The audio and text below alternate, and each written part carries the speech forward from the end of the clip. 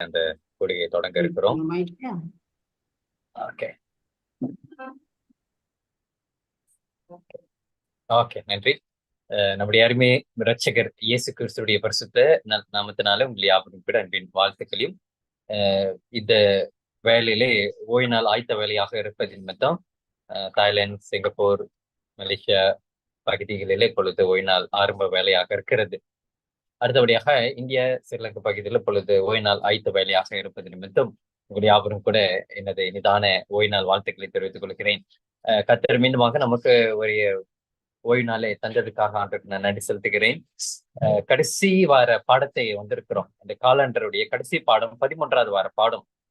தலைப்பு கர்த்தருக்கு காத்திரு, வெயிட் அப்பான் த லார்ட் என்ற தலைப்பின் கீழே நம்ம இந்த கடைசி பாடத்தை நாம் படிக்கிறோம். சங்கீத புத்தகத்திலிருந்து நாம் அறிந்து கொண்ட புரிந்து கொண்ட அநேக காரியங்கள் இன்றைக்கு அதை நாம் படித்து நிறைவு செய்ய இருக்கிறோம். அடுத்த வாரத்திலிருந்து புதிய ஒரு தலைப்பின் கீழ் அது மாபெரும் போராட்டம் என்ற புத்தகத்திலிருந்து அல்லது மாபெரும் போராட்டம் என்ற தலைப்பின் கீழே நம்ம படிக்க இருக்கிறோம். தலைப்பு நம்ம எல்லாரும் தெரிந்தது ரொம்ப நிச்சயமாக அது பாடங்கள் அனைத்தும் கூட நம்ம எல்லாரும் கடைசி காலத்துக்கு நம்ம ஆயத்தப்படுத்தக்கூடியதாக இருப்பதாக நான் அறிகிறேன். இந்த பாடங்கள் அனைத்தையும் கூட 5 வருடத்துக்கு முன்பதாகவே அது தேர்வு செய்யப்பட்டிருக்கிறது. இந்த நாளில் கர்த்தருக்கு நான் ஸ்தோத்திரம் எடுக்கிறேன். இந்த நாளிலே ஐயா டேவிஸ் சம்பத் அவருக்கு போன்ல கொஞ்சம் கனெக்ஷன் தடங்களாக இருக்கிறது. அவருக்காக நாம் ஜெபித்துக் கொள்ளுங்க. இன்று நாளோட பாடம் எந்த தடையின்றி நேர்த்தியாக நடைபெறுவதற்கு கர்த்தர் நமக்கு அனுகூலமாக இருப்பாராக. இந்த வேளையிலே அன்பானவர்களை நாம் ஜெபசிந்தியோடு கூட இந்த குடிகைக்குள்ளாய் கடந்து செல்வோம். 1 யோவான் 2ஆம் அதிகாரம் 15வது வசனம் வேதம் சொல்லுகிறது, உலகத்தில் உள்ளவைகளையும் அன்பு கூறாதிருங்கள். ஒருவன் உலகத்துல அன்பு கூர்ந்தால் அவனிடத்துல பிதாவினுடைய அன்பு இல்லை என்பதாக வேதம் சொல்லுகிறது. அதனால அன்பானவர்களே, இந்த நாளிலே நம் யாவரும் கூட கர்த்தரை நேசிக்கக்கூடிய பிள்ளைகள், கர்த்தருக்காக அவர்கள் மேல அன்பு செலுத்தக்கூடியவர்களாக இருப்பார்கள். கர்த்தருக்கு முன்னுரிமையும் முதன்மையும் தரக்கூடியவர்களாக இருப்பார்கள் என்பதாக வேதம் கூறுகிறது. அதனால கர்த்தருக்கு முதலிடம் நாம் கொடுக்காத பட்சத்துல அங்கே அதை ஆராதனை யாருக்கு முக்கியத்துவம் தருகிறோம் என்பது குறித்து சற்று நாம் சிந்தித்து பார்க்க வேண்டும். இவ்வேளையிலே நம்ம இந்த கூடுகை ஜெபத்தோட நாம் தொடங்கும்படியாக நான் தாழ்மை கேட்டுக்கொள்கிறேன். ஒரு விஷயம் நாம் தலைவணிக்கு இருந்தால் இந்த வேலையிலே மேரி ரோசமா நமக்கு ஆரம்ப ஜெபத்தை ஏறெடுக்கும்படியாக நான் தாழ்மை கேட்டுக்கொள்கிறேன். மேரி ரோசமா ஆரம்ப ஜெபத்தில் மகா இரக்கமும் அன்பின் கிருபையும் நிறைந்த பரிசுத்த பரமபிதாவே, கர்த்தாதி கர்த்தரே, ராஜாதி ராஜனே ஸ்தோத்திரிக்கிறோம், ஸ்துதிக்கிறோம், நன்றி செலுத்துகிறோம். ராஜாவே, ஒரு சின்ன குடும்பமாக கூடி உடைய பாதப்படி பணிந்திருக்கிறோம் தோவனே.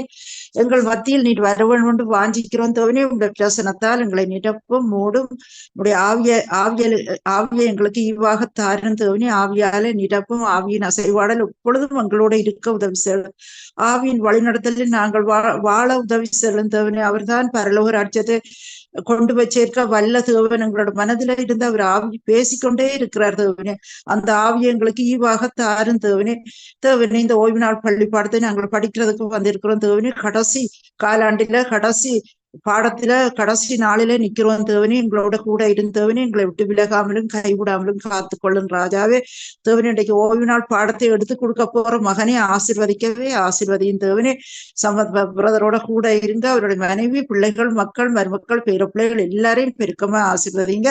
அவருடைய வாய் வார்த்தைகள் அல்ல தேவனே, நீர் பேசும். அவர் மூலமாக என்ன இந்த ஓய்வு நாள் பள்ளி பாடத்தை நாங்கள் எப்படி ஆசரிக்கணும், எப்படி அதன்படி நடக்க வேணும் என்பதை எங்களுக்கு உணர்த்த வேணும். கெஞ்சி கேட்கிறேன் ராஜாவே. தேவனே, அவரையும் ஆசீர்வதியும், அவருடைய குடும்பத்தையும் ஆசீர்வதியும், சுபபலம் ஆரிக்கும் எல்லாவற்றையும் கொடுத்து காத்துடலாம். ஆண்டவரே தேவனே, எங்களுடைய எட்வின் பாஸ்டரோட கூட இருங்க. சுபபலம் ஆரோக்கியத்தை கொடுங்க தேவனே. அவருக்கு மாற்றலாகி வேறொரு நாட்டுக்கு போயிருக்கிறார். ஆனாலும் அவர் மனம் தளராமல் இந்த ஊழியத்தை செய்து கொண்டிருக்கிறார். அந்த மகனை ஆசீர்வதிங்க ராஜாவே. எந்த நாட்டுக்கு எந்த இடத்துக்கு போனாலும் உம்முடைய பிள்ளைகள் பிள்ளைகள் தான் தேவனே. அவர்களோட நீர் கூட விட்டு விலகாமலும் கைவிடாமலும் காத்துக்கொள்ளும். அவருடைய மனைவி, அருமையான குழந்தைகள், தாய் தகப்பன், சகோதரன் சகோதரிமார் எல்லாரையும் பெருக்கமாய் ஆசீர்வதியும்.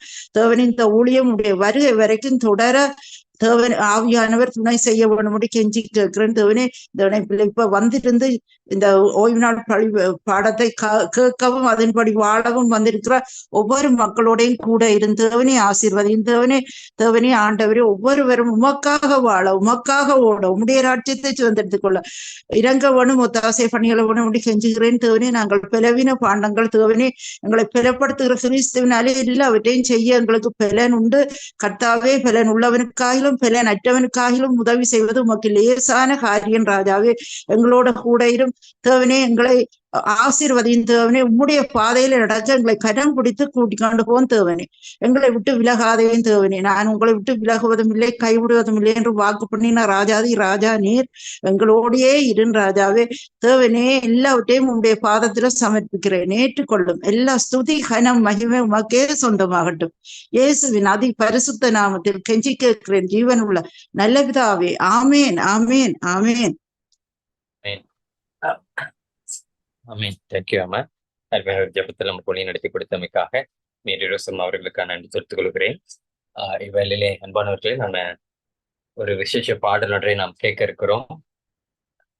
இந்த வேளையிலே டிபுரா சம்பத் குமார் அவர்கள், திருமதி டேவிட் சம்பத் குமார் அவர்கள் இந்த வேளையிலே நமக்கு ஒரு விசேஷ பாடல் ஒன்றை நமக்கு பாட இருக்கிறார்கள். அவர்களே இந்த வேளையில அவர்களுக்கு நான் இந்த தருணத்தை தருகிறேன். கர்த்தருடைய நாமத்தை மேன்மைப்படுத்தி இந்த ஒரு பாடலை பாட நாம் கேட்க இருக்கிறோம். அம்மா டிபுரா சம்பத் அம்மா, இந்த தருணம் உங்களுடைய அம்மா, உங்களோட மைக் அன்மியூட் பண்ணுங்க. உங்க மைக் அன்மியூட் பண்ணிக்கோங்க.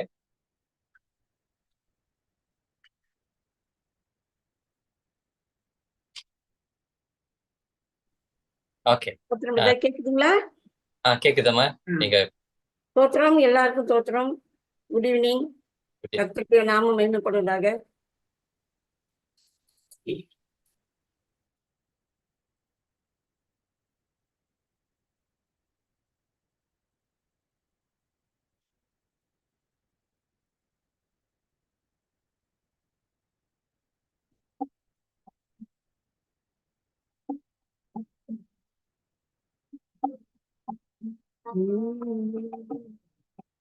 கர்த்தரை நம்பியே ஜீவிப்போம், கவலை கஷ்டங்கள் தீந்திடும், கைவிடா காத்திடும் பரமனின் கரங்களை நாம் பற்றி கொள்வோம்.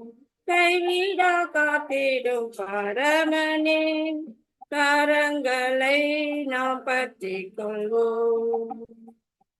ஜீவதேவன் பின் செல்லுவோம், ஜீவவோடிதனை கண்டடைவோம். மனதில் கருள் நீக்கிடவே சமாதானம் தங்கும். மனதின் கருள் நீக்கிடவே சமாதானம் தங்கும். கர்த்தரை நம்பியே ஜீவிப்போம், கவலை கஷ்டங்கள் தீண்டிடும், கைவிடா காத்திடும் பரமனே கரங்களை நாம் பற்றி கொள்வோம். உன்னை வழி நடத்திடும் உத்தமனுக்கென்றும் கர்த்தர் துணை, கண்களை மீது வைத்திடுவார், கருத்தாய் காத்திடுவோம். கண்களவன் மீது வைத்திடுவார், கருத்தாய் காத்திடுவோம். கர்த்தரை நம்பியே ஜீவிப்போம், கவலை கஷ்டங்கள் தீந்திடும், கைவிடா காத்திடும் பரமனே கரங்களை நாம் பற்றி கொள்வோம். அன்பு மீது அன்னடிமை அருமையை சுவை நெருங்குவோம், தம்மண்டை வந்தோரை தள்ளிடரே தாங்கி அணைத்திடுவோம். நம்மண்டை வந்தோரு தள்ளிடரே தாங்கி அணைத்திடுவோம். கர்த்தரை நம்பியே ஜீவிப்போம். கவலை கஷ்டங்கள் தீந்திடும். கைவிடா காத்திடும் பரமனே கரங்களை நாம் பற்றிக் கொள்வோம். உண்மை கேட்ட இன்பங்களை நம்மை விட்டு முற்றும் அகற்றுவோம். மாறாத சந்தோஷம் தேடிடுவோம் மறுமை ராஜ்யத்தில். மாறாத சந்தோஷம் தேடிடுவோம் மறுமை ராஜ்யத்தில். கர்த்தரை நம்பியே ஜீவிப்போம். கவலை கஷ்டங்கள் தீந்திடும். கைவிடா காத்திடும் பரமனே கரங்களை நாம் பற்றிக் கொள்வோம்.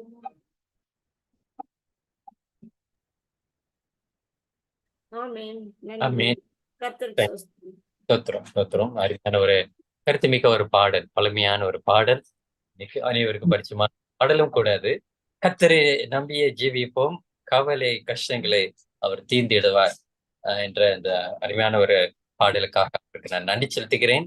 கர்த்தர் தாமே அன்பு தாயார் ஜெபரா சம்பத்குமார் அவர்களும் அவருடைய குடும்பத்தினரும் அவர்களும் செய்கிறதான ஊழியத்தை ஆண்டவர் வெகுவாக ஆசீர்வதிப்பாராக. அன்பானவர்களே, இன்று நாளில் 13வது வார பாடம். நிச்சயமாக இந்த பாடத்துல நீங்கள் ஒவ்வொரு நாளுக்குரிய பாடத்தை தியானித்துக் கொண்டு வந்திருப்பீர்கள். ஏன்னா நமக்கு ஒவ்வொரு நாளும் ஒவ்வொரு ஆசிரியர்கள் அந்த பாடத்தை நமக்கு அதை வழி நடத்தி இருக்கிறாங்க. அதற்காக ஆண்டவருக்கு நான் நன்றி செலுத்துகிறேன். நிச்சயமாக நீங்கள் தவறாமல் இதுல பங்கு பெற்று ஒவ்வொரு நாளுக்குள்ள ஒரு பாடத்தை நீங்கள் கவனித்திருப்பீர்கள். கர்த்தருக்கு என்று காத்திரு என்ற சங்கீதம் 27ஆம் அதிகாரம் 14 வசனத்திலிருந்து எடுக்கப்பட்டிருக்கக்கூடிய மன்னன வசனம். கர்த்தருக்கே காத்திரு, அவர் அவன் இருதயத்தை ஸ்திரப்படுத்துவார்.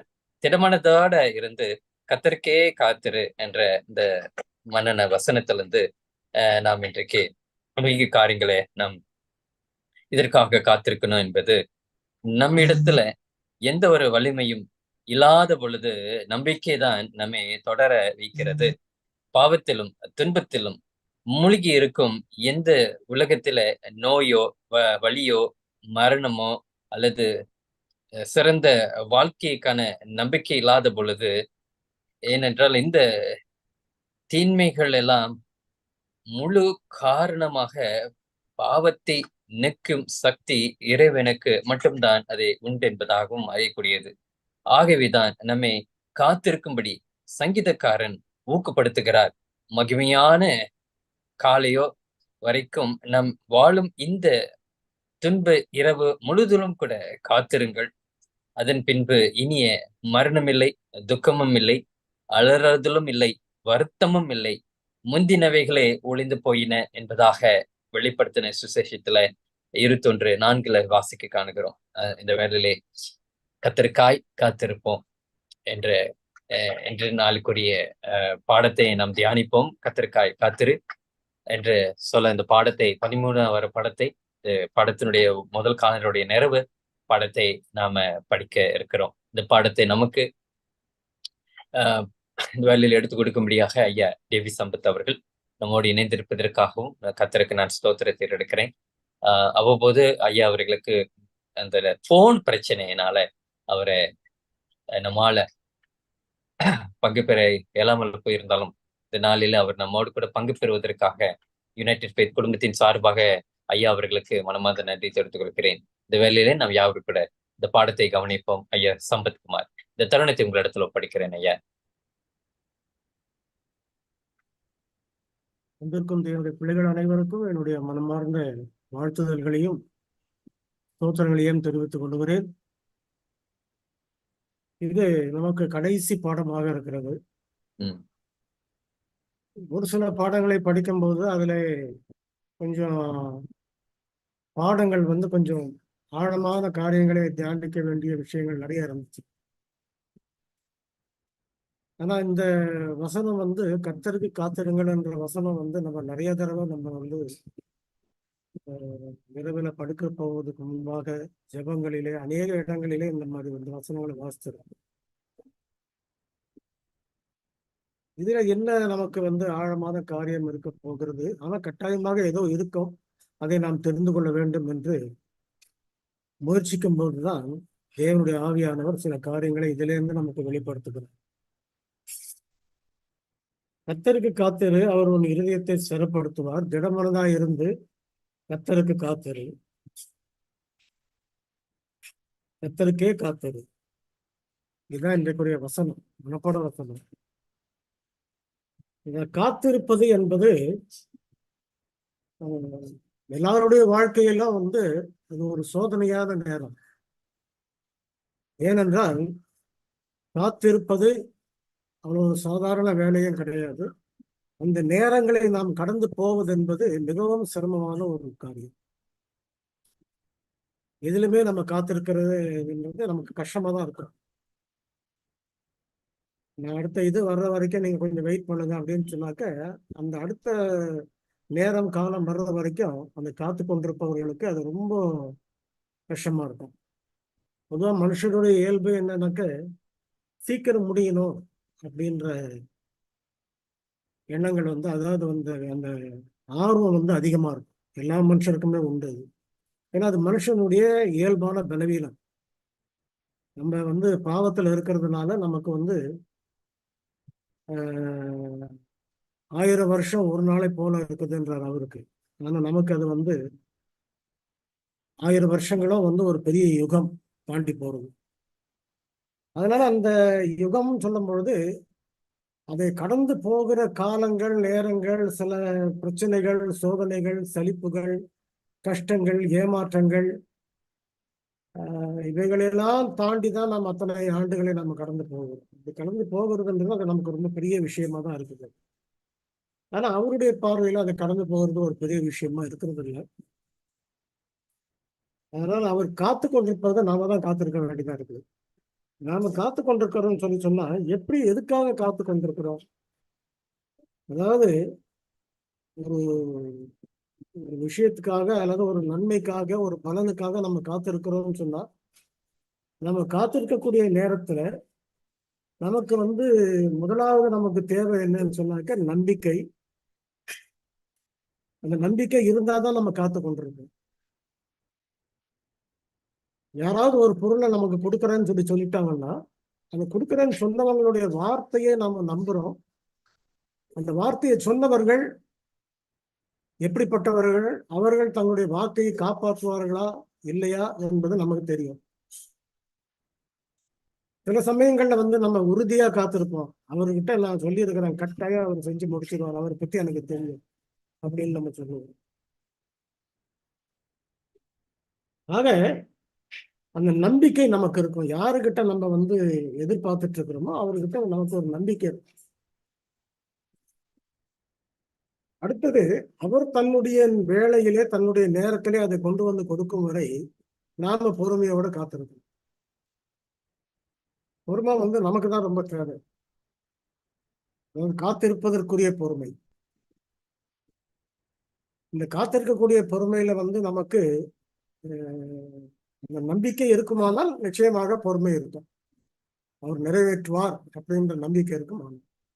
கொஞ்சம் இடையில சந்தேகமோ, குழப்பமோ, ஒரு அதைரியமோ, சோர்வோ ஏற்படும் போது இந்த பொறுமையை வந்து இழந்து சில சமயங்கள்ல வந்து நம்ம எல்லாவற்றையுமே மறுதளிச்சுட்டு யாரும் நமக்கு ஒன்றும் செய்ய மாட்டாங்க, எங்கிட்ட வாக்கு கொடுத்துறவங்க ஒன்றும் செய்ய மாட்டாங்க, எனக்கு வந்து உத்தரவு சொன்னவங்களும் ஒன்றும் செய்ய மாட்டாங்க அப்படின்ற ஒரு முடிவு வந்துடும். இதுல நாம காத்து கொண்டிருக்கிறது, எதுக்காக காத்து கொண்டிருக்கிறோன்றது மிக முக்கியமான காரியம். உலகத்துல வந்து எல்லாருமே காத்து கொண்டுதான் இருக்கிறாங்க. ஒவ்வொரு நாளும் வந்து காத்து கொண்டிருந்துதான் அவர்கள் தங்களுடைய வேலைகளை, தங்களுடைய நேரங்களை கடந்து கொண்டிருக்கிறார்கள். காத்து கொண்டிருக்கிறார்கள் சொல்லும் பொழுது எதுக்காக காத்து கொண்டிருக்கிறார்கள்? குடும்பத்திலேயே பார்த்த போனா கணவன் மனைவிக்குள்ள காத்திருப்புகள் நிறைய இருக்கு. இவர் ஒரு காரியத்தை சொன்னா அவங்க காத்துட்டு இருப்பாங்க, அவங்க ஒரு காரியத்தை சொன்னா இவரு காத்துக்கிட்டு இருப்பாங்க.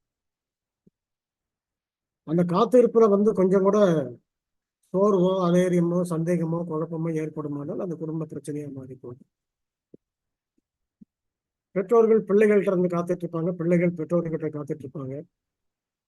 இப்படி உலகம் முழுவதுமே ஒரு காரியத்திற்காக ஒரு பலனை பெறுவதற்கு என்று அவர்கள் காத்து கொண்டுதான் இருக்கிறார்கள். காத்து கொண்டிருக்கும் பொழுது அநேக காரியங்களை, அநேக பலன்களை அவர்கள் இந்த உலக பிரகாரமான காரியங்களை அவர்கள் பெற்றுக் கொள்கிறார்கள். அதற்காக தான் அவர்கள் காத்து கொண்டிருக்கிறார். நாம் வெளியிலே போகிறோம், சில இடங்களிலே நாம் வரிசையில் நின்று காத்து கொண்டிருக்க வேண்டும். சில இடங்களிலே நாம் மருத்துவர் வருவதற்கு காத்து கொண்டிருக்க வேண்டும். சில இடங்களிலே சபையிலே போதகர் வரும் வரைக்கும் நாம் காத்து கொண்டிருக்க வேண்டும். சில நேரங்களிலே ஒரு திருமண வைபவம் சொன்னாக்க அந்த இடத்துல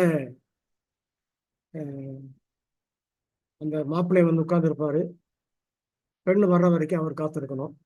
இப்படி நிறைய காத்திருப்புகள் இந்த உலகத்துல இருக்குது. ஆனா இப்ப நம்ம பார்க்க போறது என்னன்னு சொன்னா, எதுக்காக நம்ம காத்திருக்கிறோம்ன்றது மிக முக்கியமான ஒரு கேள்வி. எதற்காக நம்ம காத்து கொண்டிருக்கிறோம்? நமக்கு வர வேண்டிய பணத்திற்காகவா, நமக்கு வர வேண்டிய அந்தஸ்திற்காகவா, நமக்கு வர வேண்டிய சொத்துக்காகவா, அல்லது இந்த உலக பிரகாரமான நன்மைகளை நாம் பெறுவதற்காகவா, அல்லது நாம் படித்த படிப்புக்கு நாம் பெற வேண்டிய பட்டத்திற்காகவா, எதற்காக நம்ம காத்து கொண்டிருக்கிறோம்? இங்கே அவர் சொல்லும் பொழுது கர்த்தருக்காக காத்திருங்கள் அப்படின்னு சொல்லும் பொழுது இது கொஞ்சம் சிரமமான ஒரு காரியம். என்ன சிரமமான காரியம் என்றால், நம்முடைய காத்திருப்புல நம்ம பெற வேண்டிய பொருள் என்னன்றது நமக்கு தெரியும். அந்த உலக பிரகாரமான காத்திருப்புல அந்த பொருளை கொடுக்கக்கூடியவர் யாருன்றது நமக்கு தெரியும். அவர் எங்கே இருக்கிறாரு, எப்படி எப்போ வர்றாரு, என்ன செய்வாரு, அந்த பொருளை நம்மளுடைய கண்களுக்கு முன்பாக கொண்டு வந்து கொடுப்பார். காணக்கூடிய ஒரு பொருள் நமக்கு கொடுக்க வேண்டியவர் ஒருவேளை நம்ம வீட்டுக்குள்ளே இருக்கலாம், நம்ம வீட்டை விட்டு பக்கத்துல இருக்கலாம், வீட்டுக்கு வெளியே இருக்கலாம், இல்லை எங்கேயோ ஒரு அலுவலகத்துல இருக்கலாம். ஆக அந்த உலகத்துல தான் இருக்கிறாங்க. நம்ம காணக்கூடியவர் அவர். காணக்கூடிய அந்த நபர் நம்முடைய கண்களுக்கு முன்பாக தெரிகிறார்.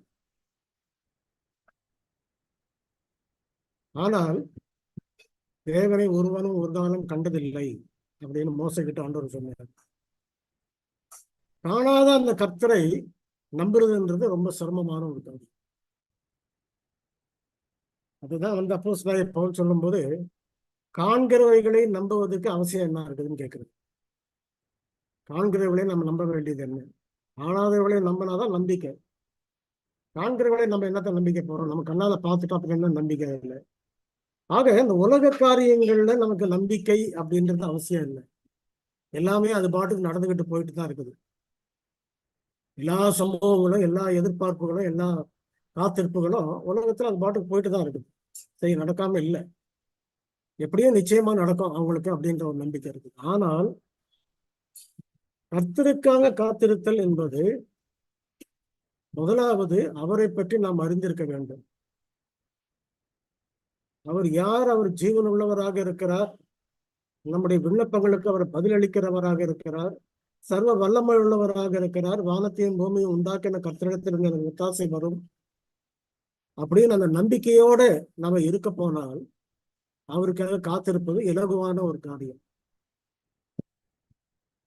எந்த ஒரு காரியமும், ஆவிக்குரிய காரியங்களும் அந்த முழு தெளிவுக்கு வந்த பிறகு, முழு விசுவாசத்துக்குள்ள வந்த பிறகு அது ஒரு பாரமான விஷயமா இல்லை.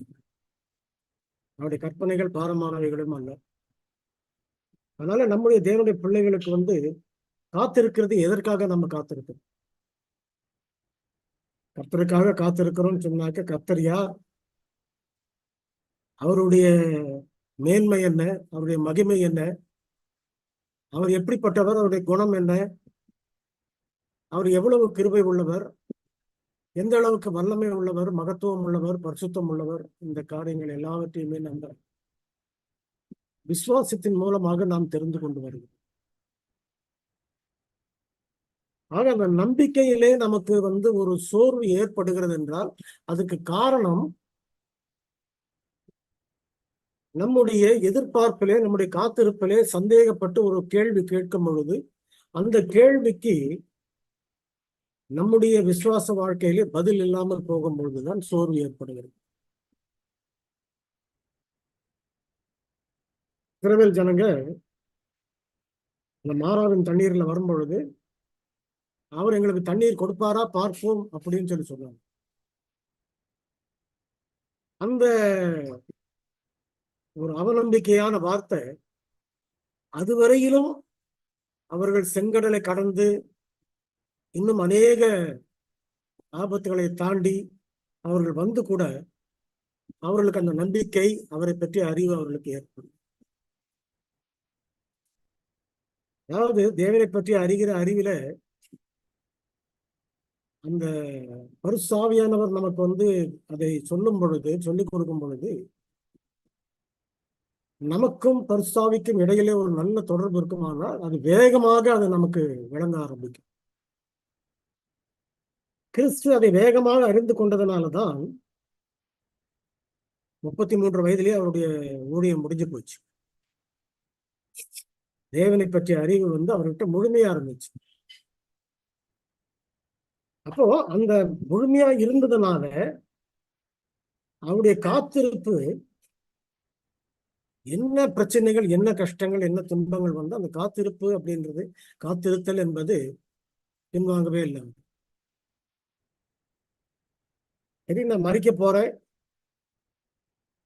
மறித்தாலும் உயிரோடு எழுந்திருப்போம் அப்படின்ற நம்பிக்கை. ஒருவேளை பிதா என்னுடைய பலியை ஏற்றுக்கொள்ளாமல் போயிருந்தாலும் நிச்சயமாகவே என்னை அவர் மீட்டுக் கொள்வார் என்ற நம்பிக்கை. அவர் என்னை வழி நடத்துவார், என்னை காப்பாற்றுவார், உயிரோடு எழுப்புவார் அப்படின்ற நம்பிக்கை. நாம என்ன பார்க்கிறோம் வேதாந்தத்துல, அவர் உயிர்த்தெழுந்து பிதாவினுடைய வலது பார்சத்திலே அமர்ந்திருக்கிறார் அப்படின்னு சொல்லி பார்க்கிறோம். நமக்கு கூட அப்படிப்பட்ட ஒரு நம்பிக்கையை அவர் கொடுத்திருக்கிறார். வெளிப்படுத்தல் 3ஆம் அதிகாரத்திலே, நான் என் பிதாவின் வலது பக்கத்தில் வலது பார்சத்தில் உட்கார்ந்து இருக்கிறது போல ஜெயம் கொள்ளுகிற நீங்களும் என்னோட கூட வலது பார்சத்தில் உட்கார்வீர்கள் அப்படின்னு சொல்லி சொல்றார். அதுல நமக்கு என்ன நம்பிக்கை இருக்குது? அந்த நம்பிக்கை அவருக்கு முழுமையா இருந்துச்சு. நம்பிக்கைன்னு ஒண்ணு இருந்ததுனாலதான் அவர் என்ன செய்யறாருங்க, காத்து கொண்டிருந்தார். அந்த வேலை வரும் வரைக்கும் காத்து கொண்டிருந்தார். 3ஆம் நாள் உயிரோடு எழும்பணும் சொன்னா 3ஆம் நாள் வரைக்கும் அவர் காத்து கொண்டிருக்கிறார். அதான் காத்து கொண்டிருப்பது. காத்து கொண்டிருக்கும் பொழுது எதற்காக நம்ம காத்து கொண்டிருக்கிறோம்? இந்த உலக பிரகாரமான காரியங்களுக்காகவா, உலகத்தின் நன்மைகளுக்காகவா, அல்லது உலகத்தின் தேவைகளுக்காகவா, எதற்காக நம்ம காத்து கொண்டிருக்கிறோம்? ஏசாயா 55 சொல்லும் போது சொல்றாரு, ஆகாரம் இல்லாததற்காக நீங்கள் பணத்தையும் உங்கள் பிரயாசத்தையும் நீங்க செலவழிக்கிறீங்களே அப்படின்றது. அப்போ நம்ம தேவையில்லாத, நன்மை இல்லாத காரியம், நித்தியம் இல்லாத எந்த ஒரு காரியத்துக்காகவும் நம்முடைய பிரயாசங்களையும், நம்முடைய பணத்தையும், நம்முடைய நேரத்தையும், நம்முடைய காலத்தையும் செலவழிக்கும் பொழுது அதுக்கு நம்ம காத்திருக்கிறோம். ஆனா அந்த காத்திருப்பு எப்படின்னு சொன்னாக்க ஒரு நிச்சயமான காத்திருப்பு. நிச்சயமா கிடைக்கும். பண்ண செலவுக்கு நமக்கு கட்டாயம் அந்த பொருள் கிடைக்கும்.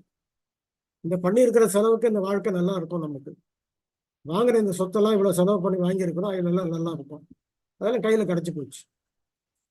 ஆனால் நாம நித்தியத்துக்காக காத்திருக்கும் போது எதுவுமே நம்முடைய கண்களுக்கு தெரியாம இருக்கிற காலத்துல, ஆனாலும் நம் நம்பிக்கையினாலே, நம்முடைய பொறுமையினாலே காத்து கொண்டிருக்கும். இந்த நம்பிக்கையும் பொறுமையும் தேவனுடைய பிள்ளைகளுக்கு கிறிஸ்து அவர் நம்மை ஏற்றுக்கொண்டு அவருடைய ராஜ்யத்துக்குள்ள கொண்டு போற வரைக்கும் நமக்கு அது தேவை. நம்ம மறுரூபமாக்கும் வரைக்கும் அந்த இது தேவை நமக்கு. ஆகையினாலதான் அவர் என்ன செய்யறாருன்னு சொன்னா, நமக்கு நாம காத்து கொண்டிருக்கிறோம். கர்த்தருக்கு காத்திரு. ஆனா அவன் எப்படி நம்ம காத்திருக்க முடியும்? அவரை பற்றி அறிந்திருந்தால்தான் நம்ம காத்திருக்க முடியும். அவர் யாருன்னு தெரிந்தால்தான் நம்ம காத்து கொண்டிருக்க முடியும். அவர் எவ்வளவு பரிசுத்தம் உள்ளவர்னு தெரிஞ்சிருக்கணும். அவருடைய கிருபை எவ்வளவுக்கு இருக்கிறதுன்றதை நம்ம தெரிஞ்சிருக்கணும்.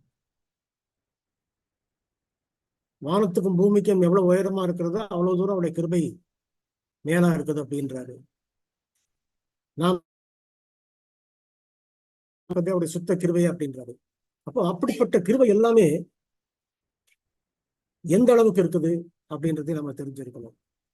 அவருடைய அன்பு எவ்வளவு பெரிய அன்பு! அந்த ஒரே பேரான குமாரனையும் நமக்காக கொடுத்த ஒரு அன்பு.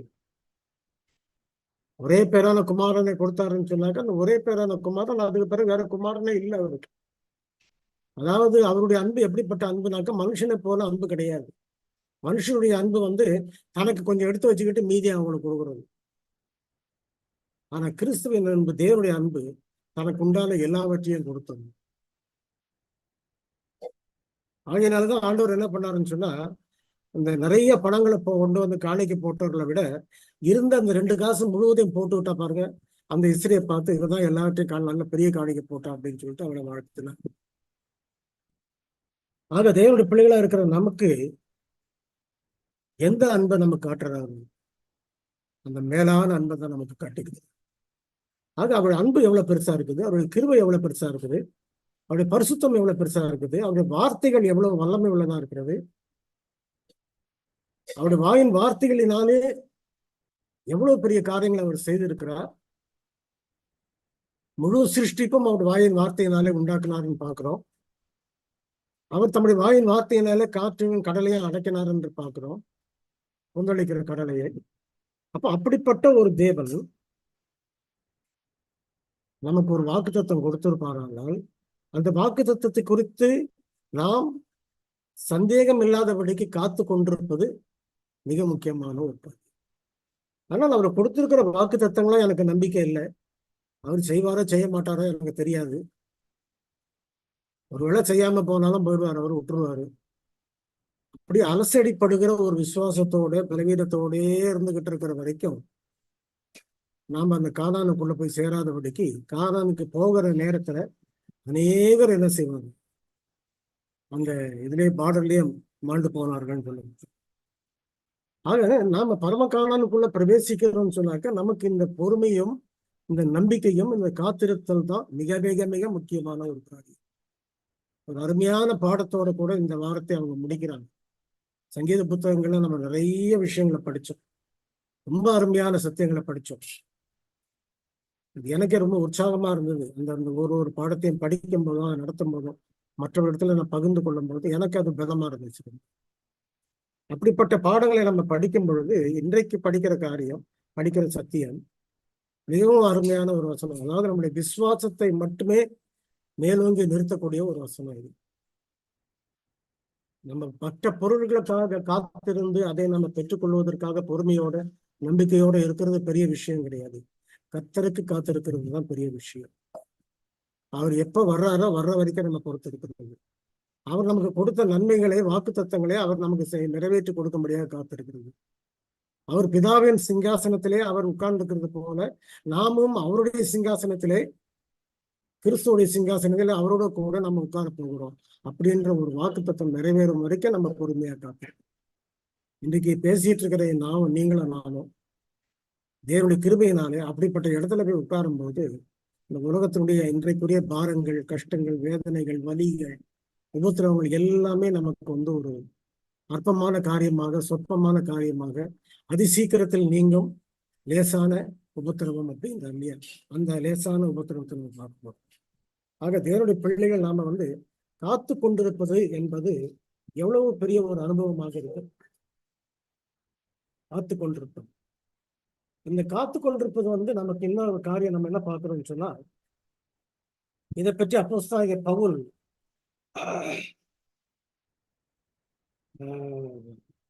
வசனத்துல சொல்லுகிறார்.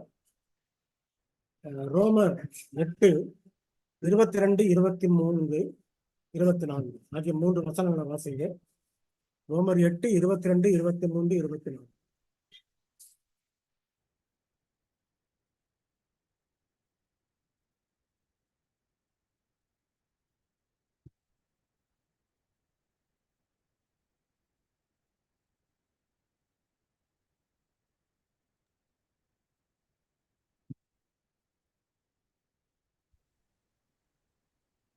என்ன பாசிங்க? ரோமர் 8:22.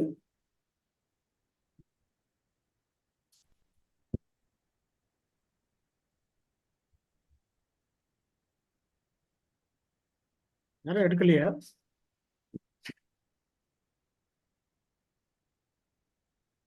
ஹலோ,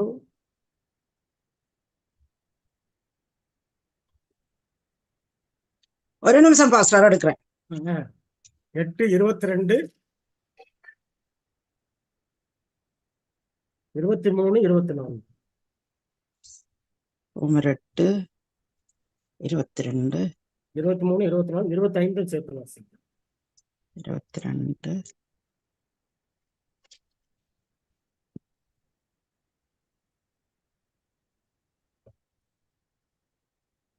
ஆகையால் நமக்கு தெரிந்திருக்கிறபடி இதுவரைக்கும் சர்வ சிருஷ்டியும் வேகமாய் தவித்து பிரசவ வேதனைப்படுகிறது.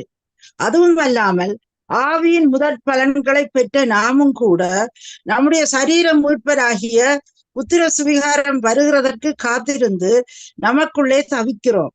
அந்த நம்பிக்கையினாலே நாம் ரட்சிக்கப்பட்டிருக்கிறோம். காணப்படுகிறதை நம்புகிறது நம்பிக்கை அல்ல. ஒருவன் தான் காண்கிறதை நம்ப வேண்டுவது என்ன? நாம் காணாததை நம்பினோமாகில் அது வருகிறதுக்கு பொறுமையோட காத்திருப்போம். என்ன ஒரு பொருத்தமான சரியாங்க? போதுமா? இன்னும் வாசிக்கவா? போதும். எனக்கு சொல்லும் பொழுது நமக்கு தெரிந்திருக்கிறபடி இதுவரைக்கும் சர்வ சிருஷ்டியும் ஏகமாய் தவித்து பிரசவ வேதனைப்படுகிறது. என்ன சர்வ சிருஷ்டியும் தவித்து பிரசவ வேதனைப்படுகிறதுன்னு சொல்லி சொல்றோம். அதாவது அந்த ரீஸ்டோரேஷன், மீட்கப்பட்டு நாம் தேவனுடைய ராஜ்யத்துக்குள்ள போகிற வரைக்கும் அந்த காலம் வரும் வரை நாம மறுரூபமாகும் பொழுது எல்லாமே மாற்றங்கள் ஏற்பட்டு போகுது.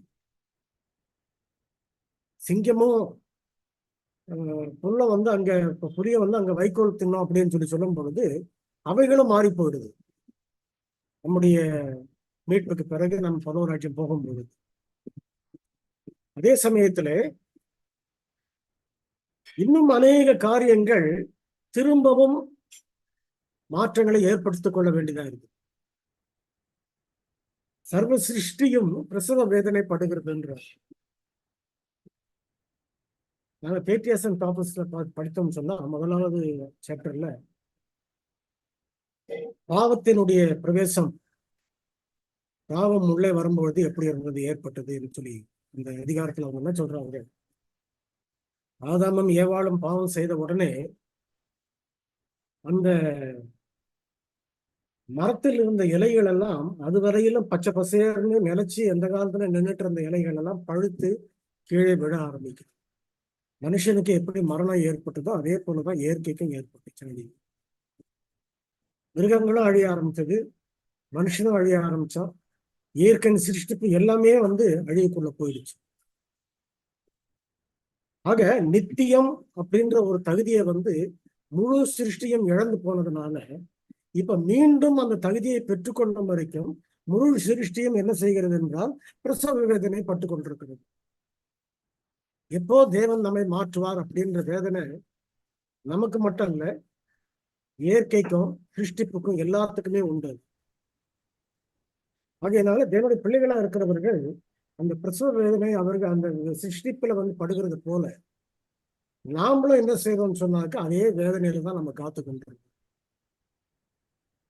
எப்போ அவர் நம்மை கொண்டு வந்து சேர்ப்பார்?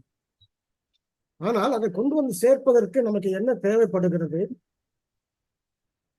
இதுல என்னவென்றால் நாம் இந்த பூமியில இருக்கிற காலம் வரைக்கும் 2 விஷயத்தை அப்போஸ்தலனாகிய பவுல் இங்க சொல்றாரு. என்ன 2 விஷயத்தை சொல்றாருன்னு சொன்னா, ஆவியின் முதற் பலன்களை பெற்ற நாமும், பரிசுத்த ஆவியின் முதற் பலன்களை பெற்ற நாமும். மற்ற சிருஷ்டிகளுக்கும் மிருகங்களுக்கும் அந்த இதை கொடுக்கலாது. ஆனா தேவனுடைய பிள்ளைகளுக்கு அந்த ஆவியினுடைய முதற் பலனை நமக்கு கொடுத்திருக்கும், அதை பெற்றிருக்கிறோம். அந்த நம்பிக்கையினாலே ரட்சிப்பையும் பெற்றிருக்கும். ஆக இந்த பூமியில இருக்கும்போது நாம் ரட்சிப்பை பெறுவதற்குரிய ஒரு உத்தரவாதத்தையும் ஒரு நிச்சயத்தையும் அந்த நம்பிக்கையினாலே நாம் பெற்றிருக்கிறோம். ஆகையினாலே தேவனுடைய பிள்ளைகள் இந்த கடைசி காலங்களிலே ஜீவிக்கும் பொழுது அவர்கள் இந்த பூமியில ஜீவிக்கிற காலத்திலே ரட்சிக்கப்பட்டவர்கள் அந்த பரலோகத்தின் ஆசீர்வாதங்களையும் பரலோகத்தினுடைய சந்தோஷத்தையும் பரலோகத்தினுடைய நன்மைகளையும் அவர்கள் இந்த பூமியிலேயே அவர்கள் பெற்றுக் கொண்டிருப்பார். தீர்க்க தரிசன வரங்கள், ஆவியின் வரங்கள், ஆவியின் கனிகள், இப்படி போன்ற காரியங்கள் எல்லாம் அவர்களுக்கு கிடைக்கும் பொழுது, என்னுடைய பாவத்தை யாருமே நீக்க முடியாதுன்னு சொன்னாங்களே, இதோ நான் அவர்கிட்ட கேட்டேன், அவர் என்னுடைய பாவத்தை நீக்கிட்டாரு, இப்ப எனக்கு அந்த பழைய பாவம் என் இடத்துல இல்லையே அப்படின்னு நினைக்கும் போதுதான் அவங்களுடைய விசுவாசம் இன்னும் பலப்படுது. ஜீவனுள்ள தேவன் என்ன செய்கிறார் என்றால், தம்முடைய பரிசுத்த ஆவியின் பலத்தினாலே என்னுடைய பாவங்களை என்னை விட்டு நீக்குகிறார், என்னை கண்டித்து உணர்த்துகிறார், என்னுடைய கிருபையாய் இருக்கிறார் அப்படின்ற எல்லா காரியங்களும் உண்மை அப்படின்றது எல்லாருக்கும் அது புரியாது. அதுல என்ன சொல்றாரு கடைசியா அவரு, நாம் காணாததை நம்பினோமாகில் அது வருகிறதுக்கு பொறுமையோட காத்திருப்போமே. காண்கிறதை நம்ம நம்புறது நம்பிக்கை இல்லை, காணாததை நம்புகிறது தான் நம்பிக்கை. ஆக நம்பிக்கைன்றது நமக்கு தான் ரொம்ப தேவைப்படுது. உலகத்துல மற்றவர்களெல்லாம் காண்கிறார்கள், ஒரு விக்கிரகத்தை வணங்கும் போது விக்கிரகத்தை காண்கிறார்கள், அவங்களுக்கு நம்பிக்கை தேவையில்லை. அதே போல உலகத்தின் காரியங்களை அவர்கள் காண்கிறார்கள், அவர்கள் அதற்குரிய நம்பிக்கை அவர்களுக்கு தேவையில்லை, கட்டாயமாக கிடைக்கும், கண்களுக்கு பார்வைக்கு அவர்கள் பட்டுகிறது. ஆனால் நாம் காணாததை நாம் நம்பிக்கொண்டிருக்கிறோம் என்றால் எதை வைத்து நாம் நம்பிக்கொண்டிருக்கிறோம்? ஒரே ஒரு பாடத்தை நம்ம படிச்சுக்கிறோம். அதாவது நிக்கோதேம் மட்டும் ஆண்டவர் சொல்லும் போது சொல்றாரு, ஒருவன் எப்படி ஆவியினாலே பிறப்பான் அப்படின்ற ஒரு இதை சொல்லும் பொழுது, அப்போ நிக்கோதேமு கேட்கிறாரு, தாயின் வயிற்றுல போய் நான் எப்படி பிறக்க முடியும் திரும்ப? அதனுடைய ஆவிக்குரிய அர்த்தத்தை அவர் புரிஞ்சுக்கல. அதனாலதான் ஆண்டவர் கேட்டாரு, நீ இஸ்ரவேலிலே போதகனாயிருந்தா இது தெரியலையா உனக்கு அப்படின்னு. இன்னைக்கு கிறிஸ்தவ வாழ்க்கையில இருக்கிறவங்க அநேக கிறிஸ்தவ சபைகளும் சரி, ஊழியர்களும் சரி, அவருடைய நம்பிக்கை இப்படிதான் இருக்குது. அவர் என்ன சொல்லுகிறார் என்பதை அதனுடைய ஆவிக்குரிய அர்த்தங்களை புரிந்து கொள்ளாதபடியே இருக்கிறது. இங்கே நம்ம என்ன பார்க்கிறோம்னாக்க, நிக்கோதேம் மட்டும் அவர் சொல்லும் போது, காற்றாறு தனக்கு இஷ்டமான இடத்துக்கு போகிறது, இஷ்டமான இடத்துக்கு வருகிறது, அதை நீ உணர்கிறாய், அவ்வளவுதான். அது எங்கேருந்து வருது எங்கேருந்து போகுதுன்றதெல்லாம் உனக்கு தெரியாது. அதே போலதான் ஆவியினாலே பிறந்தவன்ற ஒரு உதாரணத்தை கிறிஸ்து சொன்னார். ஆக நாம என்ன தெரிந்து கொள்ளுகிறோம் என்றால், நம்முடைய வாழ்க்கையிலே கிறிஸ்தவ அனுபவங்கள் ஜீவனுள்ள அனுபவங்களாக இருக்குமானால்தான் நம்முடைய நம்பிக்கை உறுதியா இருக்கும். பாவங்கள் இன்னும் விலகல அப்படியே இருக்குதுன்னு சொன்னாக்க நம்முடைய விசுவாசம் பலப்படாது. இந்த பரம்பரை குணங்கள் இன்னும் மேற்கொள்ளப்படலை அப்படின்னு சொன்னாக்க அந்த விசுவாசம் நமக்கு தெரியாது. அவர் உயிர் உள்ளவரா இருக்கிறாரா இல்லையான்றதே நமக்கு தெரியாது இன்னும். ஆகையினால் அவர் என்ன சொல்லுகிறார் என்றால், நாம் காணாததை நாம் நம்புகிறோம் என்றால் பரிசுத்த ஆவியினுடைய பலத்தினாலே அவர் நமக்கு உணர்த்திய விஷயங்களே, சத்தியங்களே எல்லாவற்றையும் வைத்து நாம் அந்த நம்பிக்கையிலே உறுதியா இருக்கும். தீர்க்க தரிசனங்களை படிக்கிறோம், பின்வரும் காரியங்களை முன்னறிவிப்பவர் யார் சொல்லு அப்படின்றார் ஆண்டவர். அப்போ நம்ம அதை விலை படிக்கும் பொழுது அவர்தான் மெய்யான தேவன்றதை நம்ம ஏற்றுக்கொள்கிறோம், நம்புறோம். இது போன்று இது மட்டுமல்ல, நம்முடைய வாழ்க்கையில ஏற்படக்கூடிய மாற்றங்கள், நம்முடைய வாழ்க்கையில ஏற்படக்கூடிய அநேக திருப்பங்கள், இது எல்லாமே நாம் அவரை நம்பும்படி செய்கிறோம். 16 வயதுல மறிக்க வேண்டிய ஒரு சாதாரண பெண்மணி, படிப்பறிவு இல்லாத ஒரு பெண்மணி, 83 வயது வரைக்கும் அவங்க உயிரோட இருந்து ஊழியத்தை செய்து முடிச்சுட்டு போனாங்கன்னு சொன்னாங்க ஈஜுவை அம்மையார். அப்ப நம்ம நம்புறதுக்கு என்ன இருக்கு? இல்லை, நிச்சயமா நம்பிதான் ஆகணும். என்னுடைய வாழ்க்கையில உங்களுடைய வாழ்க்கையிலயும் நம்மளை கடவுள் விட்டுட்டு இருந்தாருனா, கை விட்டு இருந்தாருனாக்க இந்நேரம் எங்கேயோ போயிருப்போம். நம்ம அவருடைய கிருபை ஒண்ணு இருக்கிறதுனாலதான் இந்த இடத்துல உட்கார்ந்துருப்போம், இல்லாட்டி நம்ம இங்க வந்திருக்கவே மாட்டோம். அநேகருக்கு இந்த வேதாகமத்தை பார்க்கறதுக்கும் விருப்பம் கிடையாது, இவைகளை காதலை வாங்குறதுக்கும் சுத்தமா விருப்பம் இல்லை. அந்த அளவுக்கு சாத்தான் அவங்களுடைய கண்களை குருடாக்கி போட்டிருக்கோம். இப்படிப்பட்ட காலத்துல இந்த வசனத்தை கேட்கறதுக்கு 9 பேரோ 10 பேரோ 20 பேர் நம்ம உட்காந்து கேட்கறோம்னு சொன்னாக்கா அது பெரிய ஆசீர்வாதம். அவருடைய ஆவியானவர் இல்லைன்னாக்கா நம்ம வரமாட்டோம். ஆகினால நமக்கு அந்த நம்பிக்கை இருக்குதுன்னு சொன்னா, அந்த நம்பிக்கைக்கு காரணம் என்ன? நாம கிறிஸ்துவ ஜீவியத்துல பார்க்கிற அனுபவங்கள். இந்த அனுபவங்களினாலே தேவனை பற்றிய அறிவை நம்ம பெற்றுக்கொண்ட பிறகு நாம பொறுமையோட நிச்சயமாகவே தேவன் எனக்கு நன்மை செய்வார், உதவி செய்வார் அப்படின்னு நம்ம காத்திருக்கோம். இந்த காத்திருப்பு தான் தேவனுடைய பிள்ளைகளுக்கு இருக்குது. அததான் அப்போஸ்தலனாகிய பவுல் சொல்லும்போது சொல்றார், காணாததை நம்பணும்னா நமக்கு என்ன தேவையில்லை, அவசியம் இல்லை. நம்ம காண்கிறதை நம்ம நம்ப வேண்டிய அவசியம் இல்லை. காணாததை நம்ம நம்பும் போதுதான் நமக்கு பொறுமை தேவைப்படுகிறது, நம்பிக்கை தேவைப்படும். கிறிஸ்துவின் மூலம் வருகையின் மரணம், கிறிஸ்து முதலாம் வருகையும் அவருடைய மரணமும் நமக்கு ஒரு பெரிய நம்பிக்கையை கொடுத்துட்டு போயிடுச்சு. யாருக்குமே கொடுக்காத ஒரு நம்பிக்கை. இந்த நம்பிக்கை எதனால ஏற்படுது? அப்போஸ்தலனாகிய பவுல் சொல்றாரு, அவர் உயிர் தெழாவிட்டால் என் பிரசங்கம் விருதா அப்படின்றாரு. அவர் உயிர் தெழுந்ததுனாலதான் நான் நம்பிக்கையோட இருக்கிறேன். அவர் உயிர் தெழுந்துதான் என்னை இவ்வளவு தூரம் கொண்டு வந்திருக்கிறது ஒரு இடத்துல பேசுறதுக்கு. அப்ப அப்படிப்பட்ட ஒரு நம்பிக்கையும் நமக்கு எப்படி ஏற்பட்டது என்றால், அவர் மரித்தோரிலிருந்து உயிர் தெழுந்தார், ஆகையினாலே நான் நம்புகிறேன்.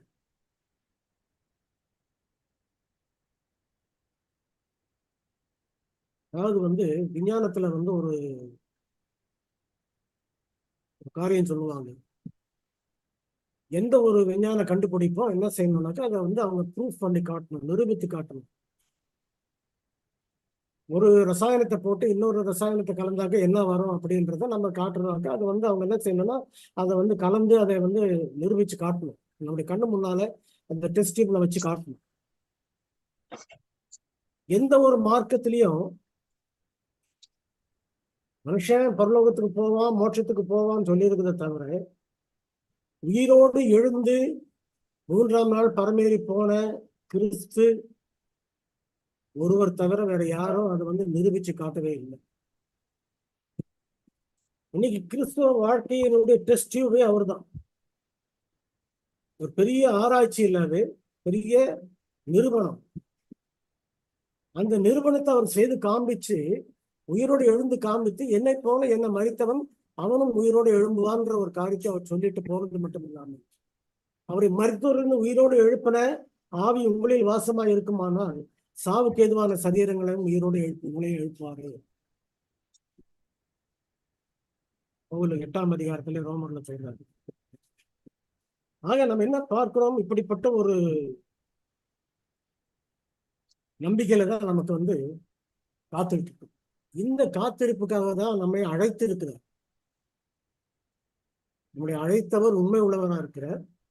நம்முடைய நம்பிக்கை, நம்முடைய பொறுமை எந்த காரணத்தினாலே அது காத்து கொண்டிருக்கிறது? அவர் கொடுத்திருக்கிற வாக்கு தத்துவங்களை நிறைவேற்ற வல்லவராய் இருக்கிறார் என்ற பாடத்தை படிக்கிறதுனால மட்டும் இல்ல, என்னுடைய வாழ்க்கையிலே அனுபவபூர்வமாக அந்த அனுபவத்துக்குள்ளே நான் போனாதான் நான் அந்த நம்பிக்கைக்கு நான் வர்றேன். இஸ்ரவேல் ஜனங்க அதை நம்பவே இல்லை. கண்மலையில இருந்து தண்ணீரை கொடுத்த பிறகு நம்பல, வனாந்திரத்துல மன்னாவை கொடுத்த போதும் நம்பல, காடைகளை கொட்டின போதும் நம்பல, செங்கடலையே 2ஆ பிளந்து கொண்டாந்தர வெளியே அதையும் அதுக்கு பிறகு நம்பல. இப்படி அநேக சம்பவங்களை அவர்கள் பார்த்தும் அவர்கள் நம்பவே இல்லை. அதான் அம்மையார் என்ன சொல்றாங்கன்னாக்க, நம்முடைய கடந்த காலங்களை நாம் மறப்போமானால் நிச்சயமாகவே வருங்காலங்களை குறித்து நாம் கவலைப்படுவோம். கடந்த காலங்களை நாம் மறக்காதபடிக்கு தேவன் நம்மை வழிநடத்தின விதங்களை நாம் மறக்காமல் அதை நாம் ஆவியானவர் பலத்தினாலே புரிந்து கொள்வோமானால் வரக்கூடிய காலங்கள் நமக்கு நம்பிக்கையோடு இருக்கும். அப்போ நாம் நம்புவதற்கென்று என்ன காரணம் இருக்கிறது? பவுல் அப்போஸ்தலன் எபிரேயர்ல சொல்லும்போது, மேகம் போன்ற திரளான சாட்சிகள் நம்மை சூழ்ந்து கொண்டிருக்கிறது. அந்த திரளான சாட்சிகள் எல்லாவற்றையும் ஒன்னா சேர்த்து பார்க்கும்போது நாம நம்புறதுக்கு அதுல அநேக காரணங்கள் இருக்கு. அதனால்தான் நாம் என்ன செய்யணும் என்றால் நம்பிக்கொண்டிருக்கிறோம்.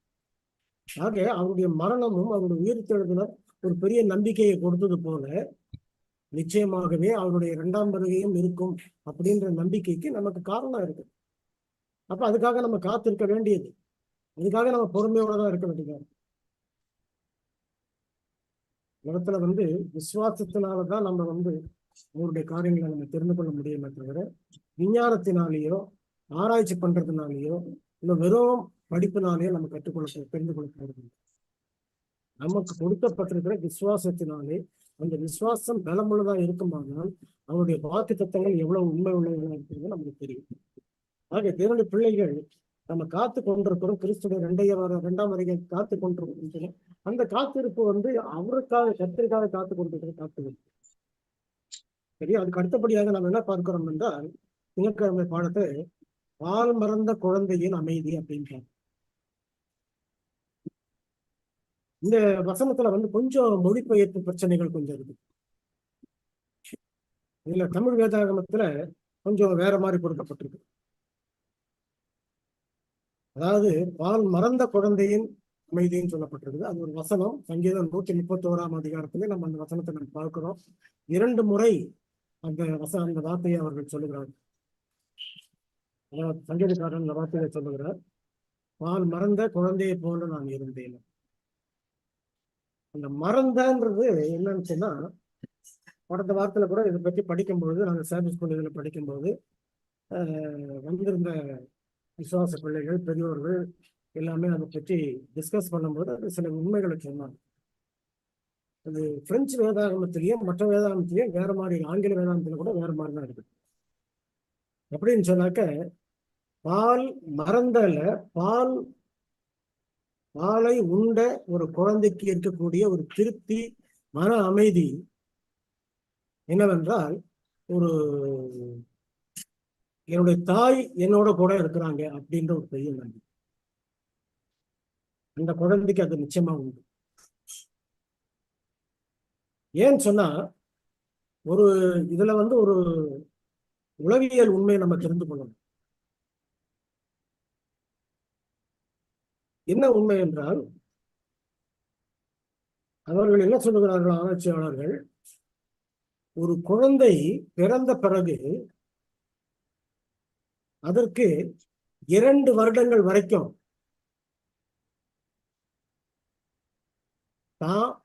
தன்னுடைய தாய், இது 2 தான் தெரியாது. தகப்பனுடைய முகம் கூட வந்து 2 வயதுக்கு பிறகுதான் வந்து அதுக்கு பரிச்சயமாகும். அது எப்பவுமே தினமும் அது வந்து பார்த்து கொண்டிருப்பது, அதை நோக்கி கொண்டிருப்பது அந்த தாயை மட்டும்தான். அப்ப அந்த நேரத்துல இந்த உலகத்துல எதுவுமே அதுக்கு தெரியாது, வேற எதுவுமே தெரியாது. அந்த நேரத்துல யாராவது வந்து இவங்க தாய் இல்லைன்னு சொன்னாலும் அது காதுல வாங்க, எதை சொன்னாலும் அதுக்கு கேட்கவும் கேட்காது. ஏன்னாக்க அதோடைய அனுபவம் அந்த தாய்க்கு அந்த குழந்தையா பிறந்ததுனால அந்த 2 வருடங்கள் அந்த ஒரு முகத்தை தவிர வேற எந்த முகத்தையும் அது பார்க்கறதே கிடையாது. இப்போ தேவனுடைய பிள்ளைகளா இருக்கிற நம்மளை பார்த்து ஆண்டவர் என்ன சொல்றாங்க, கிறிஸ்து கூட சொல்றாரு, நீங்கள் சிறு பிள்ளைகளை போல் ஆகாவிட்டால் தேவனுடைய ராஜ்யத்துக்குள் பிரவேசிக்க மாட்டீர்கள் அப்படின்னு. சிறு பிள்ளைகளை போல் ஆகாவிட்டால் சொன்னாக்க, அந்த குழந்தைகளை போல யாரை கடவுள் என்று சொன்னாலும் ஏற்றுக்கொள்றதில்லை. என்னை என்று உனக்கு வேறு தேவர்கள் உண்டாயிருக்க வேண்டாம். அந்த குழந்தைக்கு வந்து வேற தாய் யாருக்கும் அது கிடையாது. யாரையும் சொன்னாலும் ஏற்றுக்கொள்ள போறதில்லை. இதுதான் என்னுடைய தாய்.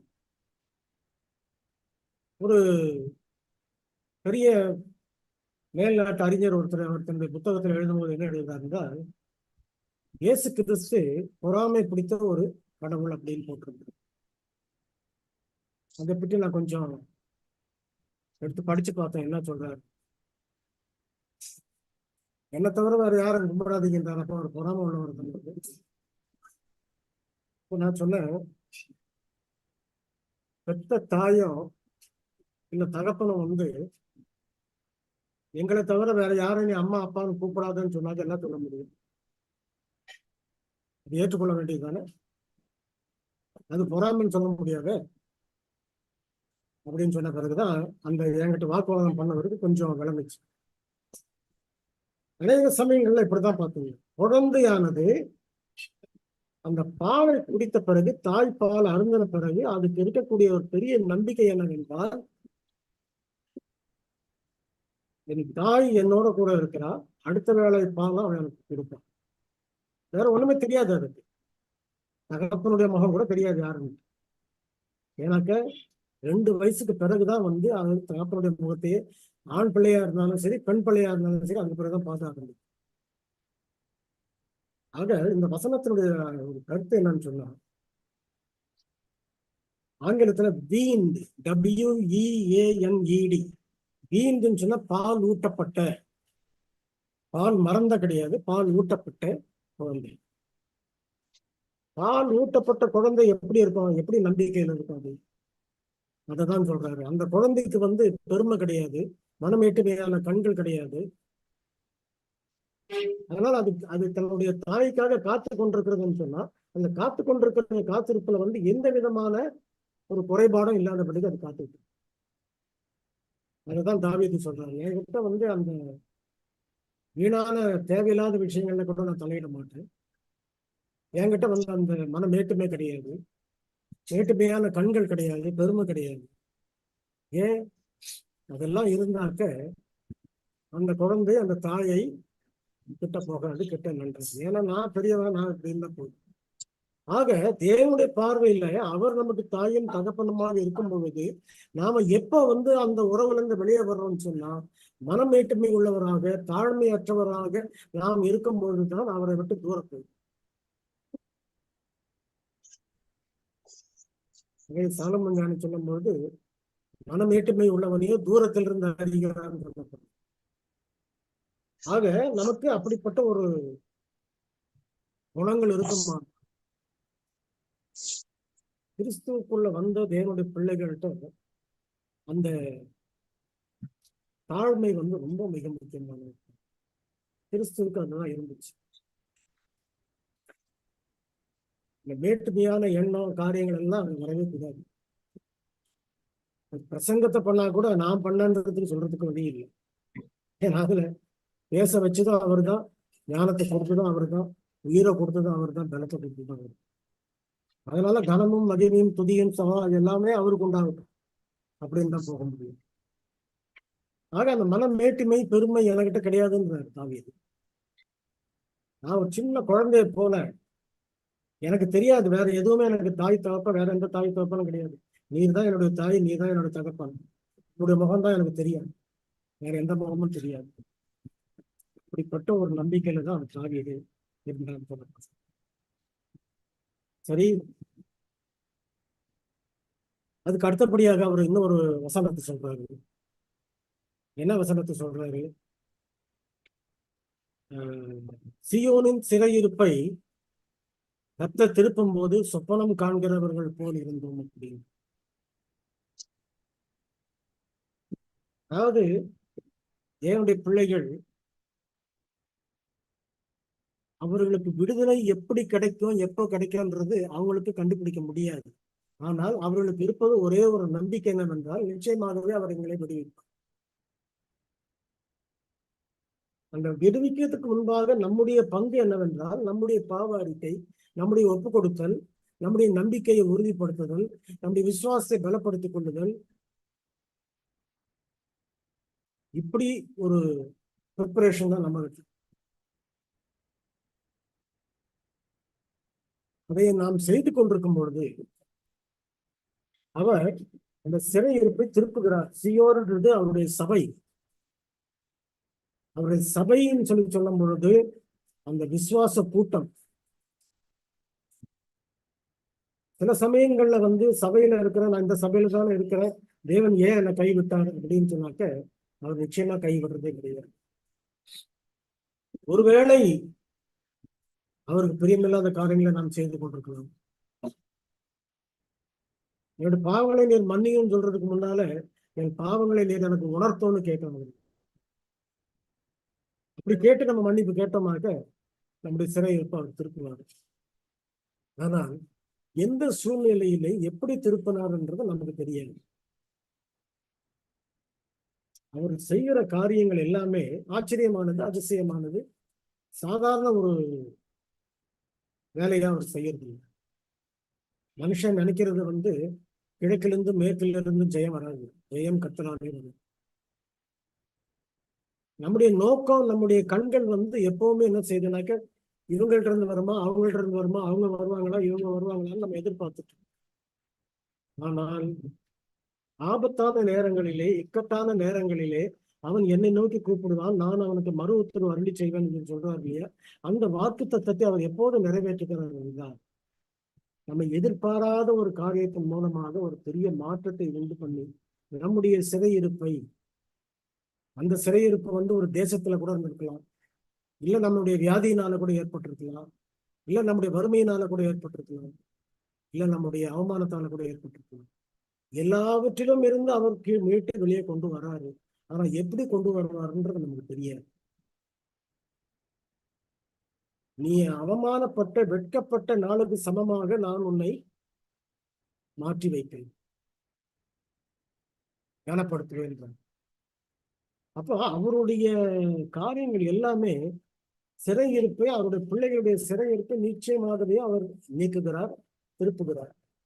அது திருப்பக்கூடிய நேரம் எதுன்றது நமக்கு தெரியாது. ஆனா ஒன்று மட்டும் நம்ம செய்யலாம், அவர் நிச்சயமாகவே திருப்புவாருன்னு நம்பி நம்ம அவருக்கு காத்துட்டு இருக்கோம். சீயோனின் சிறையிருப்பை கர்த்தர் திருப்பும் போது நாம் சொப்பனம் காண்கிறவர்களுக்கு அது என்ன ஒண்ணுமே தெரியலையே. செங்கடலுக்கு முன்னால நிக்கிறாங்க, நிக்கும் போது அவங்களுக்கு பெரிய ஆபத்து, பெரிய கஷ்டம். அதை தாண்டி போறது முடியாத காரியம். எப்படி முடியும் சொல்லுங்க? அவ்வளவு பெரிய கடல், அந்த கடல்ல நான் போனேன்னா எப்படி முடியும்? தேவனாலே கூடாத காரியம் ஒன்றும் இல்லை. மோசையும் கையை நீட்டு, அவங்க போய் சேர்ற வரைக்கும் அந்த கையை எடுக்காத அப்படின்னு நீட்டிக்கொண்டே இருந்தால் செங்கல் 2ஆக பிளந்தது. அத்தனை மக்களும் 6 லட்சம் புருஷர்கள் மட்டும் அங்க இருந்தாலும் சொல்லப்பட்டிருக்குது. பெண்கள் எவ்வளவு பேரும் தெரியாது, பிள்ளைகள் எவ்வளவு பேரும் தெரியாது, ஆடு மாடுகள் ஒட்டகங்கள்லாம் எவ்வளவுன்னு தெரியாது. எல்லாமே அந்த பக்கம் போய் சேர்ந்துருச்சு. சீயோனின் சிறையிருப்பை கர்த்தர் திருப்பும் போது நாம் சொப்பனம் காண்காது. எப்படி அவங்களுக்கு ஒரு சொப்பனம் மாதிரிதான் இருந்துச்சு. இந்த செங்கடலை பிளக்கிறது எப்படின்னு சொல்லி நமக்கு யாருக்குமே தெரியாது. அவருடைய வாயினுடைய வார்த்தையினுடைய வல்லமை. சாதாரணமா ஒரு படம் எடுத்தாங்க, 10 கமாண்ட்மெண்ட்ஸ் அப்படின்னு படம். அது எடுக்கும்போது அவங்க எடுத்த அந்த தயாரிப்பாளர்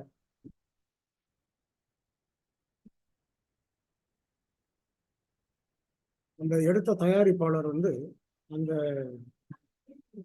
இதை எடுக்கும்போது அவங்க சொன்ன காரியம், செய்த காரியம், அந்த செங்கடலை பிறக்கக்கூடிய காட்சியை எந்த விதமான இந்த காலத்துல டிஜிட்டல் டெக்னாலஜி என்னென்னமோ இருக்குது, இதெல்லாம் எதுவுமே இல்லாம அந்த காலத்துல எடுத்தாருன்னு சொன்னாக்க, அந்த நாட்களிலேயே அவருக்கு 8 கோடிக்கு மேல செலவாச்சு இந்த படத்தை எடுக்கிறது. சும்மா ஒரு காட்சியை உருவாக்கி பொய்யா ஒரு நாடக மேடையில உருவாக்குறத போல உருவாக்குறதுக்கே அவ்வளவு செலவா இருக்குமா? அதை உண்மையா செய்யணும்னா தேவனுக்கு எவ்வளவு பெரிய காரியம். ஆனா ஒரே ஒரு வார்த்தையினாலே அவர் எல்லாவற்றையும், காற்றையும் கடலையும் அடக்கினார்னு பார்க்கணும். ஆக தேவனுடைய பிள்ளைகள் நம்ம தெரிந்து கொள்ள வேண்டிய காரியம், சியோனின் சிறையிருப்பை அவர் திருப்பும் போது நாம் சொப்பனம் காண்கிறவளை போல இருந்தோம். அழிவு கொண்டே விதைக்கிறவன் கம்பீரத்தோட அறுப்பான் வருவான். ஆக நம்ம இன்றைக்கு வாழுகிற காலம் ஒருவேளை நம்முடைய அழுகை அவர் வர்ற வரைக்கும் கூட இருக்கலாம், சொல்ல முடியாது. எத்தனையோ பிரச்சனைகள் இருக்குது, எத்தனையோ தடங்கல்கள் இருக்குது, எத்தனையோ கஷ்டங்கள் இருக்குது. எந்த ஒரு உண்மையான ஊழியமோ அமைதியா செஞ்சதே கிடையாது, செய்யவும் முடியாது. பார்த்தா அப்படி கோபக்காரனா இருக்கிறான் இல்லையா, கர்ஜிக்கிற சிங்கம் போல இருக்கிறான்னு சொல்லப்பட்டிருக்குது. மிகுந்த கோபம் கொண்டு அவன் அவருடைய மீதமான பிள்ளை இடத்துல இறங்கி இருக்கிறான்னு சொல்லப்பட்டிருக்கு. அப்படி இருக்கும்போது நம்ம எப்படி சமாதானமாக ரொம்ப சம்பரமா ஊழியத்தை செய்ய முடியாது.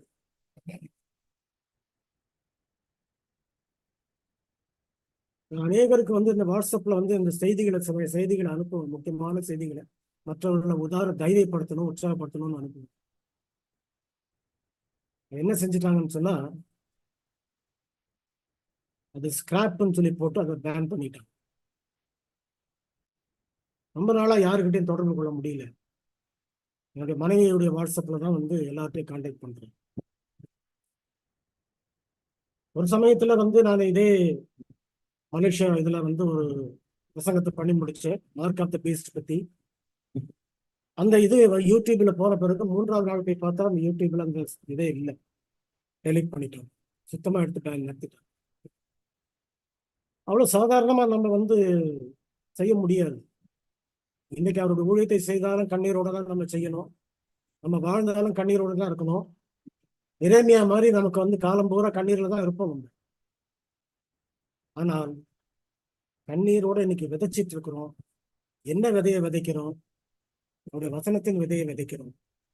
ஆனா நிச்சயமாகவே என்ன செய்வார் என்றால், அந்த விதைகளை விதைக்கிற நாம அவர் வரும் பொழுது அந்த மீட்பின் ராஜ்யத்துல நம்ம சேர்ந்து கொண்ட பிறகு அவருடைய வலது பாரசத்திலே நம்மளையும் கொண்டு போய் அவர் உட்கார வைக்கும் பொழுது அப்போது கம்பீரத்தோட அறுத்தவர்களாக நாங்கள் அரிக்கட்டுகளை நம்ம சுமந்து கொண்டு போயிடும். இதைதான் அவர் சொல்றாரு, இன்னைக்கு கண்ணீரோட விதைக்கிறவன் கம்பீரத்தோட அறு. ஆக இந்த நம்பிக்கை நமக்கு இருக்குதா? எதை நம்ம காத்துட்டு இருக்கிறோம்? எதுக்காக நம்ம காத்துட்டு இருக்கோம்? இன்னைக்கு படிக்கிற பாடங்கள் ஏதோ ஒரு பாடம் முடிஞ்சு போச்சு அப்படின்றது கிடையாது. இது நம்ம வாழ்க்கையில ஒரு பகுதி. நம்ம வாழ்க்கையில இன்னைக்கு நம்ம பெறப்போகிற நன்மைகளுக்காக ஒரு திடப்படுத்தின ஒரு சூழ்நிலை. எங்க அவர் வராருன்னு சொல்லியிருக்கிறது, எங்க வந்தாரு அப்படின்னு கேட்கக்கூடிய பரியாசக்காரர் கடைசி நாட்கள்ல தோன்றுவார்னு சொல்லப்பட்டிருக்கு இல்லையா? அதே போல இருதயம் உள்ளவர்களாக என் எஜமான் வர நாள் செல்லும் சொல்லி கொண்டிருக்கிற அத்தேக தேவனுடைய பிள்ளைகளும் இருக்கிறாங்க. அட்வந்த மக்கள் மத்தியிலேயே அம்மையார் என்ன சொல்றாருன்னா, 100க்கு 3 பேர் கூட ஆயத்தமா இல்லை அப்படின்றாங்க. அதை சொல்லும் பொழுது 1909 அதை சொன்னாங்க. 1903 சொல்லும் பொழுது 3 பேர் கூட இல்லைனாங்க. 1909 சொல்லும் பொழுது ஒருவர் கூட ஆயத்தமாக இல்லை அப்படின்னு. அப்ப இன்னைக்கு நம்முடைய விசுவாசம் தேவன் எதிர்பார்க்கிற அளவுக்கு இருக்கிறதா? நம்ம விசுவாசத்துல நிக்கிறோம்னு நம்ம நினைக்கவே முடியாது. என் விசுவாசமும் சரி, உங்க விசுவாசமும் சரி, அவர் எதிர்பார்க்கிற அந்த பேராமீட்டருக்கு அளவுக்கு இருக்கணும். நம்ம அப்படி இல்லை என்றால் நாம பின்னால நிக்கிறது கஷ்டமாயிடும். ஆகையினால தேவனுடைய பிள்ளைகள் நம்ம இன்றைக்கு நம்ம கண்ணீரோடு விதைக்கிறோம், கஷ்டப்படுறோம், பிரயாசப்படுறோம். ஆனா அந்த கண்ணீரோடு விதைக்கிறதுலையும் உண்மையா நம்ம இன்னும் முழுமையான உண்மையோடு செய்யும் போது இன்னும் அதிகமான கண்ணீர் நமக்கு கொடுக்க வேண்டியதா இருக்கு. ஒருவேளை நம்முடைய கண்ணீர் பாதியா கூட இருக்கும், இன்னும் பாதியை விட வேண்டியது இருக்கு. சில காரணங்களால் அது தடைப்பட்டிருக்கு. ஆக ஆண்டவர் எதிர்பார்க்கிறது என்னன்னு சொன்னார், நாம இந்த பூமி முடிகிற வரைக்கும், அவருடைய ராஜ்யம் வர்ற வரைக்கும் நாம் தான் கண்ணீரோடு தான் நம்ம இருக்கோம். அதாவது கண்ணீரோடு விதைக்கிற நாம கம்பீரத்தோட நம்ம இருக்க போறோம். ஆனால் தேவன் தம்முடைய பிள்ளைகளை அவர் மீட்கும் விதம் என்னதென்றது நமக்கு தெரியாது. மீட்கும் விதம் என்னதென்றது நமக்கு தெரியாது. அதாவது கடைசி நாட்கள்ல உபத்திரவ காலத்துல எல்லாருக்கும் மரண சாசனம் கொடுக்கப்பட்ட பிறகு, டெத் டிகிரி, ஓய்நாளை ஆசிரிக்கிறவர்களுக்கு அந்த டெத் டிகிரி கொடுத்த பிறகு அந்த தேவனுடைய பிள்ளைகளை அவர்கள் சிறைச்சேதம் பண்ணுவதற்கு, அவர்களை வெட்டுவதற்கு, கொலை செய்வதற்கு என்று அவர்கள் ஆயத்தமாக இருக்கக்கூடிய கடைசி நேரத்துல அந்த வாள்கள் எல்லாம் வைக்கோல்களாக அவருடைய கழுத்துல விழுந்துச்சு அப்படின்னு சொல்லிட்டு அம்மையார் எழுதுறாங்க. அதே போல ஒரே ஒரு இரவுல தலைகீழ மாறி போயிடும், நேரமும் காலமும் மாறும். இப்போ எப்படிப்பட்ட சம்பவங்கள் நடக்க போகுது? இன்னைக்கு நீங்க பத்திரிகையில நீங்க பார்த்திருக்கலாம் ஒரு முக்கியமான செய்தியை. வருகிற 8ஆம் தேதி ஒரு பெரிய சூரிய கிரகணம் ஏற்படுது. அது இதுவரைக்கும் உலகத்துல எத்தனையோ சூரிய கிரகணம் ஏற்பட்டது, ஆனா இந்த மாதிரி ஏற்படல. அன்றைய தினம் பூமி முழுவதுமாக 4 நிமிடங்கள் 16 நொடிகள் முழுவதுமாக இருந்துவிடும் அப்படின்னு சொல்லப்படும். நமக்குதான் ஆண்டவர் முதலே சொல்லிட்டாரு, பூமி இருந்து போகும், சூரியன் அந்தகாரம் படுறது. அதனால இது ஆச்சரியப்படக்கூடிய விஷயம் இல்லை. ஆக தேவனுடைய பிள்ளைகள் நாம தெரிந்து கொள்ள வேண்டிய காரியங்கள் இதுதான் மிக முக்கியமான காரியம். நம்ம எதுக்காக காத்து கொண்டிருக்கிறோம், ஏன் காத்து கொண்டிருக்கிறோம்? அடுத்தது ஓய்வு நாளில் காத்து கொண்டிருத்தல். ஓய்வு நாள்ல காத்து கொண்டிருத்தல் என்னது? இந்த காத்திருப்பு கட்டாயமாக அட்வந்த பிள்ளைகளாகிய நமக்கு இருக்கணும். அதான் எதிர்பார்க்கிறார் ஆண்டவர். ஓய்வு நாள்ல என்ன காத்திருக்கணும்? அன்றைய பாடத்துல நீங்க பாத்தீங்கன்னாக்க 2 முக்கியமான காரியங்களை வந்து அவங்க சொல்றாங்க. தேவனுடைய சிருஷ்டிப்பு, தீமையிலிருந்து மீட்பு. தேவனுடைய சிருஷ்டிப்புன்னு சொல்லும் பொழுது அந்த ஓய்வு நாள் நமக்கு வந்து அவர் சிருஷ்டிகர்த்தர் அப்படின்றத நமக்கு நினைப்பூட்டி காட்டுது. வானத்தையும் பூமியும் உண்டாக்கின கத்திடத்திலிருந்து எனக்கு ஒத்தாசை வரும்ன்றத தாவீது அந்த ஞானத்தை வந்து அந்த ஓய்வு நாள் அன்றைக்கு தான் பெற்றுக்கொள்ளுது. சங்கீதம் 92 அதுல வந்து அந்த ஓய்வு நாளான சிருஷ்டிப்பின் மகிமை எப்படிப்பட்டதுன்றத சங்கீதம் 92 அவர் சொல்றார். அப்ப நாம் என்ன பார்க்கிறோம், அந்த நாட்களிலே அந்த நாளிலே சிருஷ்டிப்பை குறித்த ஞானம், சிருஷ்டிப்பை குறித்த பாடம் நமக்கு அதிகமாக தெரிகிறது. 6 நாட்களும் அவர் வேலை செய்தார் என்றது நிச்சயமா இருக்குது. ஆகையினால் தான் 7ஆம் நாள் ஓய்ந்திருந்தார். 7ஆம் நாள் ஏன் ஓய்ந்திருந்தார்? 6 நாட்களும் சிருஷ்டிப்பின் வேலையை செய்தார். அம்மையார் என்ன சொல்றாங்கன்னு சொன்னாக்க, உலகம் தோற்றம் முதல் இதுவரைக்கும் எல்லாரும் ஓய்வு நாளை ஒழுங்காக ஆச்சரித்திருந்தார் நாத்திகர்கள் வந்திருக்கிறதுக்கே வாய்ப்பில்லை. ஆக நாம ஓய்வு நாள் ஆசிரியத்துல பின்தங்கி போனதுனாலதான் இன்னும் நாத்திகர்கள் வளர்ந்துகிட்டே இருக்கிறோம். அது இந்த காரியத்தை நம்ம வந்து புரிஞ்சுக்கிட்டோம்னா ஓய்வு நாளின் ஆசீர்வாதம் என்ன, நமக்கு என்னத்தை நம்ம காத்திருந்து நம்ம அன்னைக்கு பெற்றுக்கொள்ளணும், அவருடைய சிருஷ்டிப்பை பற்றிய ஞானத்தை நாம் பெற்றுக்கொள்ளணும். 1. 2வது தீமையிலிருந்து மீட்பு. தீமையிலிருந்து மீட்புன்னு சொன்னாக்க பாவம் செய்யாதபடிக்கு நம்மளே காக்கக்கூடிய ஒரு வல்லமையான கரங்கள். இதுக்கு வந்து ஒரு வசனத்தை வந்து நமக்கு சொல்லுகிறார். என்ன வசனத்தை சொல்லுகிறார் என்றால், நமக்கு எசேக்கியேல் 20:20 வாசிங்க. அதுக்கு பிறகு எசேக்கியேல் 20:12 வாசிங்க.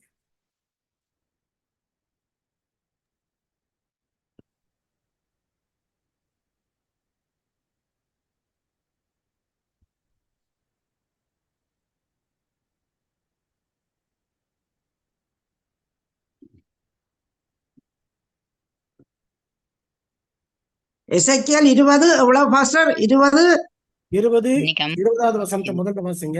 அப்புறம் அதுக்கு முன்னால இருக்கக்கூடிய 12ஆம் வசனம்.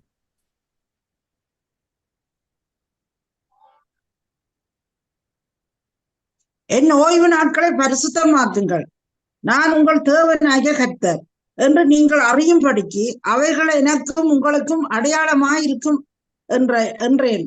ஆனாலும் பிள்ளைகளும் எனக்கு விரோதமாய் எழும்பினார்கள். என் கட்டளைகளின் படியை மனுஷன் செய்தால் அவைகளால் பிழைப்பானே. அவர்களோ அவைகளில் நடவாமலும் என் நியாயங்களை கைக்கொண்டு அவைகளின்படி செய்யாமலும் என் ஓய்வு நாட்களை பரிசுத்த குலைச்சலாக்கி போட்டார்கள். ஆகையால் வனாந்தரத்திலே என் கோபத்தை அதுக்கு முன்னால் இருக்கக்கூடிய 12ஆம் வசனம். 12. Okay pastor.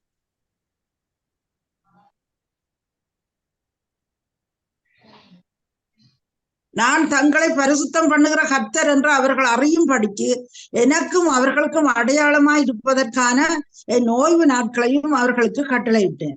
ஆமென். இந்த வசனம் நமக்கு 2 வசனத்தை வாசித்தோம்னா, ஓய்வு நாட்களை பரிசுத்தமாக்குங்கள் அப்படின்னு முதலாவது சொன்னாரு. இந்த 12ஆம் வசனத்துல ஒரு வித்தியாசமா இருக்குது, கொஞ்சம் பார்த்துங்க. நான் உங்களை பரிசுத்தம் பண்ணுகிற கர்த்தர் என்று நீங்கள் அறியும்படிக்கு.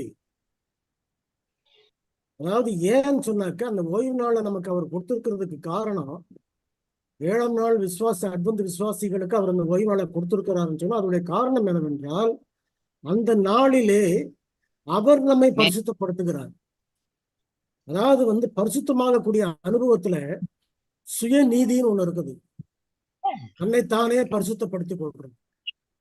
யூதர்கள் தங்களை தாங்களே பரிசுத்தப்படுத்திக் கொண்டு பார்த்தாங்க. அநேக கிறிஸ்துவ வாழ்க்கையிலும் சரி, இன்னைக்கு நம்முடைய வாழ்க்கையிலும் சரி, அநேகர் இந்த வஞ்சகத்தில் விழுந்திருக்கிறது. அதாவது தங்களை தாங்களே பரிசுத்தப்படுத்திக் கொள்கிறது. நான் கற்பனைக்கு கீழ்படுகிறதுனால நாம வந்து பரிசுத்தமாகிறது இல்லை, அவர் நம்மை கீழ்ப்படிய பண்ணுகிறார். அதனால்தான் நம்ம பரிசுத்தமாகும். அவர் நம்மை பரிசுத்தப்படுத்துகிறார். நான் உங்களை பரிசுத்தப்படுத்துகிற கர்த்தர் என்று நீங்கள் அறியும்படிக்கு ஓய்வு நாளை ஆசிரியங்க. அப்போ அன்றைய தினம் நமக்கு என்ன எனக்கு முக்கியமான நாள்னு சொன்னா, அவர் நம்மை பரிசுத்தப்படுத்துகிற தினம், அவர் நம்மை பரிசுத்தப்படுத்துகிற நாள். ஆகையினாலதான் யோவான் தீர்க்கதரிசி சொல்லும் பொழுது கர்த்தருடைய நாளில் ஆவிக்குள்ளானேன் அப்படின்றார். அந்த நாளில அநேக ஆசீர்வாதங்கள், அநேக நன்மைகள். அம்மையார் அதை தான் சொல்றாங்க. இந்த ஓய்வு நாள் அன்று அதிகமான சந்தோஷமும் உற்சாகமும் தைரியமும் சமாதானமும் ஆரோக்கியமும் ஆண்டவர் வச்சிருக்கிறார் கொடுக்கிறது. ஆக தேவனுடைய பிள்ளைகள் இன்றைக்கு இந்த 7th டே என்ற பெயரை நம்ம வைத்திருக்கிறது மட்டும் பெரிய விஷயம் கிடையாது. ஆனால் அதற்குரிய ஆசீர்வாதங்களை நாம பெற்றிருக்கிறோமா? சபையில சில வருந்தத்தக்க சம்பவங்கள் நடக்குதுன்னு சொன்னா அதுக்கு காரணம் என்னவென்றால் இந்த ஓய்வு நாளை பரிசுத்த குலைச்சல் ஆக்குனது தான், வேற ஒண்ணு. அதனுடைய முக்கியத்துவம் தெரியாத போயிடுச்சு. வாழ்க்கை நமக்கு பரலோக ராஜ்யத்துக்காக ஆயத்தப்பட்டு காத்து கொண்டிருக்கிறத விட இந்த உலகத்தினுடைய நன்மைகளுக்காக காத்து கொண்டிருக்கக்கூடிய வாழ்க்கைக்கு வந்தாச்சு. ஆகினால்தான் நமக்கு ஏற்பட்ட நிலைப்பாடு. ஆக நம்ம என்ன பார்க்கிறோம் என்றால், அவர் நம்மை பரிசுத்தம் பண்ணுகிறார். அன்றைய தினத்திலே ஓய்வு நாள் அன்றைக்கு நம்ம முழுமையாக அவருக்கு ஒப்பு கொடுத்திருப்போமானால் அவருடைய பரிசுத்தமாக்கும் கரங்கள் நம்மை பரிசுத்தமாக்குகிறது. எப்படி பரிசுத்தமாக்குகிறது? அவருடைய வசனத்தினாலும் அவருடைய பரிசுத்த ஆவியினாலும் நம்மளை பரிசுத்தமாக்குது. இந்த ரெண்டையும் நமக்கு அன்னைக்கு கொடுக்கிறார். அவர் ரெண்டையும் நமக்கு கொடுத்து நம்மளை பரிசுத்தப்படுத்துகிறார். அந்த பரிசுத்தமாக்குதலின் அனுபவம் ஒவ்வொரு ஓய்வு நாளிலும் இருக்குமானால் இன்னும் சில ஓய்வு நாட்களுக்குள்ளாக உலகம் முடிஞ்சிடும். ஆக பல ஓய்வு நாட்களை கடந்தும் அவர் எதிர்பார்க்கிற பரிசுத்தம் நமக்குள்ள இன்னும் வராதனாலதான் ஆண்டவர் இன்னும் ஓய்வு நாட்களை கடந்து நம்ம போய்கொண்டே இருக்கு. அதனால நம்ம என்ன பார்க்கிறோம் என்றால், இந்த அனுபவம் தான் நமக்கு ஓய்வு நாள் அவர் கொடுத்திருக்கிற ஆசீர்வாதம். சரி, அடுத்தது நமக்கு என்ன சொல்ல ஆரம்பிச்சுன்னா, காலையிலே மகிழ்ச்சி அப்படின்றார். காலை நேரம் எப்படிப்பட்ட நேரம்? காலை நேரம்ன்றது உண்மையிலேயே நமக்கு அது ஒரு ஆசீர்வாதமான நேரம். நான் ஒரே ஒரு காரியத்தை மட்டும் சொல்றேன். நம்ம தசம பாகம் கொடுக்கிறோம். 10ல் 1 பங்கு தசம பாகம் கொடுத்துடுறோம். வழக்கத்துக்கு வந்துருச்சு அது. நம்முடைய தசம பாகங்களை கொடுக்கிறோம். ஆனா அதே நேரத்துல எதுல எல்லாம் நமக்கு நம்முடைய முதற் பலன் அவருக்கு கொடுத்துருக்கிறோம். ஆண்டவர் தசம்பாகத்தை மட்டும் கேட்கல. தசம பாகம் சொல்லும் போது உலகத்துல மனுஷனுக்கு பணம் ரொம்ப முக்கியமான, வருமானம் ரொம்ப முக்கியமான, அதனால அதை சம்பாதிக்கிறதுக்கு அவர் பலன் கொடுத்தாரு. கொடுத்த பலத்துல இருந்து நம்ம சம்பாதிச்சதுனால அதுல இருந்து ஒரு பங்கை நம்ம என்ன செய்யறோம்? 10ல் 1 எடுத்து அவருக்கு கொடுக்குறோம். ஆனால் அதே நேரத்துல அவர் பிள்ளைகள், முதல் பிள்ளை சேஷபுத்திர பாகத்தை பெற்ற பிள்ளை, அவன் தேவனுக்கென்று. அறுப்பறுக்கும் பொழுது முதற் பலன் அவருடையது. பிள்ளைகள் முதற் பிள்ளை அவருடையது. ஆக எல்லாவற்றையும் கொடுக்கிறது போல நம்முடைய நேரம், நம்முடைய நேரத்துல அந்த காலை நேரம் இருக்குது பாருங்க, அதுதான் முதற் பலன். முதலாவது நேரம் தான். எழுந்திரிச்ச உடனே ஃப்ரெஷ்ஷா இருக்கக்கூடிய மைண்ட். அது தூங்க எழுந்திரிச்ச பிறகு தூக்கத்திற்கு, அதுக்குதான் ஆண்டவர் தூக்கத்தை கொடுத்தாரு. ஓய்வை எதுக்கு கொடுத்தாருன்னா நீங்க ரிஃப்ரெஷ் பண்ணி கொள்ளுங்கன்ட்டு. அந்த ஓய்வை பெற்ற பிறகு, அந்த ஓய்வை பெற்றதுனால அவர்கள் தங்களை உற்சாகப்படுத்தி தைரியப்படுத்தி அவர்கள் எழும்புறாங்க. காலையில எழும்பும் போது அந்த எழும்பக்கூடிய நேரம், அந்த அதிகாலை நேரம்ன்றது 3 மணிக்கு பிறகு. இந்த 3 மணி இருக்கு பாருங்க, அது ஒரு விசேஷமான நேரம். நமக்கு மட்டும் இல்லை, தாவரங்களுக்கு கூட. அதாவது எல்லா தாவரங்களுமே அந்த இரவு நேரத்துல அந்த 3 மணிக்கு தான் அது மேல இருக்கக்கூடிய அந்த சக்திகள் எல்லாம் பெறுது. இயற்கையில் இருக்கக்கூடிய சக்திகள் எல்லாம் பெற்றுட்டு அதான் அது வளரக்கூடிய, ஊக்கப்படுத்தக்கூடிய காரியங்கள், எல்லா சம்பவங்களும் அந்த ராத்திரி நேரத்தில் நடக்குது. அதுக்கு மட்டும் இல்லை, அவரை நோக்கி பார்க்கக்கூடிய நேரம் அந்த நேரம் தான் நமக்கும். நீங்க பாத்தீங்கன்னு சொன்னாக்க, இந்த பிராமின்ஸ் எல்லாம் என்ன செய்வாங்கன்னு சொன்னா, காலையிலேயே போய் என்ன செய்வாங்க, விடிய காலையில போய் அந்த தண்ணியில இறங்கி குளிப்பாங்க, பச்சை தண்ணியில. அந்த தண்ணி ஒண்ணுமே பண்ணாதுன்னு சொல்லுவாங்க. என்ன சளி பிடிச்சாலும் சரி, என்ன இருந்தாலும் ஒண்ணும் பண்ணாதுன்றாங்க. இயற்கையில அவங்க கண்டுபிடிச்ச காரியம். அப்போ அந்த காலை நேரம் ஒரு விசேஷமான ஒரு நேரம். என்ன விசேஷமான நேரம்? அது முதன்மையான ஒரு நேரம். அந்த நேரத்திலே முதலாவது நாம சிந்திக்கக்கூடிய காரியம் எதுவோ அந்த சிந்தனை தான் அந்த நாள் முழுவதும் நம்மளோட கூட இருக்கு. இந்த நாளை நம்ம எப்படி ஆரம்பிக்கிறோம்? ஜெபத்தோடு ஆரம்பிக்கிறோம்னு சொன்னா, அவரை தேடிக்கொண்டு ஆரம்பிக்கிறோம்னு சொன்னா, ஜெம்ரிஸ் என்ற ஒரு பாட்டு பாடுறாரு, we thank thee for the sunshine. காலையிலே அந்த சூரிய உதைக்கிறதுக்காக முதலாவது நன்றி சொல்லிட்டு அவர் ஆரம்பிக்கிறார். ஆக நம்முடைய நேரம், இந்த முதல் நேரம், காலை நேரத்தை அவர்கிட்ட ஒப்படைக்கணும். வெறும் தசம் பாகத்தை மட்டும் நம்ம காசுல கொடுத்துட்டா மட்டும் போதாது. நம்முடைய நேரத்தை கொடுக்கணும், நம்முடைய பிள்ளைகளை கொடுக்கணும், நம்முடைய ஆகாரத்தை கொடுக்கணும், நம்முடைய அறுவடையை கொடுக்கணும், நம்முடைய நன்மைகளை கொடுக்கணும், நம்ம பெற்றுக்கொண்ட காரியம் எல்லாவற்றிலுமே முதற் பலன் அவருடைய. ஏன் முதற் பலன் அவருக்கு கொடுக்கணும்? நம்ம முதலாவது தேவனுடைய ராஜ்யத்தையும் நீதியையும் தேடணும். தேவனாய கர்த்தரை முழு இருதயத்தோடும், முழு இருதய நம்பிக்கையோடும், முழு இருதயத்தோடும், முழு விருப்பத்தோடு அவரை தேடணும். ஆகையினாலே நமக்கு எல்லாமே முதலாவது அவருங்க. ஆகையினாலே காலை நேரம் அவருக்காக கொடுக்குது. இந்த காலை நேரத்துல நம்ம அவருக்காக காத்து கொண்டிருக்கும் போது காலையிலே அவருடைய கிருபையை பெற்றுக் கொள்ளுகிறோம், இரவிலே அவருடைய சத்தியத்தை பெற்றுக் கொள்ளுகிறோம். அதுக்கு பின்புதான் நம்ம உறவு. ஆக தேவனுடைய பிள்ளைகளுக்கு கடைசி நாட்களிலே நமக்கு ஒரு நல்ல அருமையான ஒரு பாடத்தை நமக்கு கொடுத்து முடிச்சிருக்கிறார். இந்த காலாண்டினுடைய பாடம் இதற்கு மேல நம்முடைய ஆயத்தம், சீக்கிரத்திலே வரப்போகிற கிறிஸ்துடைய வருகைக்காக காத்து கொண்டிருக்கிற அந்த காத்திருப்பு என்பது எப்படிப்பட்டதா இருக்குது அப்படின்றத நம்ம புரிஞ்சுக்கிட்டு அதுக்குரிய ஆயத்தத்தை நம்ம பண்ணுவதற்காக தான் இப்பவே நமக்கு நல்ல பாடத்தை கொடுக்கும். இன்றைக்கு நான் பத்திரிகையில் அதை படிக்கும் பொழுது, அதாவது இதுவரைக்கும் ஏற்படாத சூரிய கிரகணம், பூமியானது 4 நிமிடங்கள் 16 நொடிகள் முழு இருள நிற்கும் அப்படின்றாங்க. இது பின்னால இன்னும் மற்ற நாட்கள் வந்தாலும் ஆச்சரியப்படுறது. ஆக சூரியன் அந்தகார படம் இந்த சம்பவத்துக்கு நம்ம கிட்ட வந்துட்டோம். இது மட்டும் இல்ல, மத்தேயு 24ஆம் அதிகாரத்துல சொல்லப்பட்ட தீர்க்க தரிசனங்கள் எல்லாம் ரொம்ப துல்லியமாக, ரொம்ப சரியாக நடந்துகிட்டு. அதுல எதுவுமே மாற்றங்களோ குறைகளோ ஏற்படும். அதை சரியா புரிந்து கொள்ளாதவர்கள் தான் கஷ்டப்படுறாங்க. தேவனுடைய பிள்ளைகள் நீங்களும் நாளாக நன்றாக புரிந்து கொள்வதற்கு அவர்களை மன்றாடி அவருடைய ஆவியின் பலத்தை நம்ம கேட்போமானால் நிச்சயமாகவே கொடுப்பார். அப்படி கொடுப்பாரானால் அந்த பலத்தினாலே நம்முடைய காத்திருப்பு எப்பொழுதும் ஒரு உண்மையான காத்திருப்பா இருக்கத்தக்கதாக தேவன் உங்களுக்கு மேல கிருபை செய்வாராக. ஆமென். ஆமென். கர்த்தருடைய நாமத்துக்கு ஸ்தோத்திரம் உண்டாவதாக. அருமையான ஒரு விளக்கத்தை நாம் பெற்றுக்கொண்டோம். காத்திருப்பது எப்படி நாம் காத்திருக்க முடியும் என்பது குறித்தும் இன்றைக்கு இந்த பாடத்துல வாயிலாக நாம் அநேக காரியங்களை கற்றுக்கொண்டோம். நிச்சயமாக இந்த கத்தரிக்காய் காத்திருப்பது என்ற இதில் உள்ள ஆழமான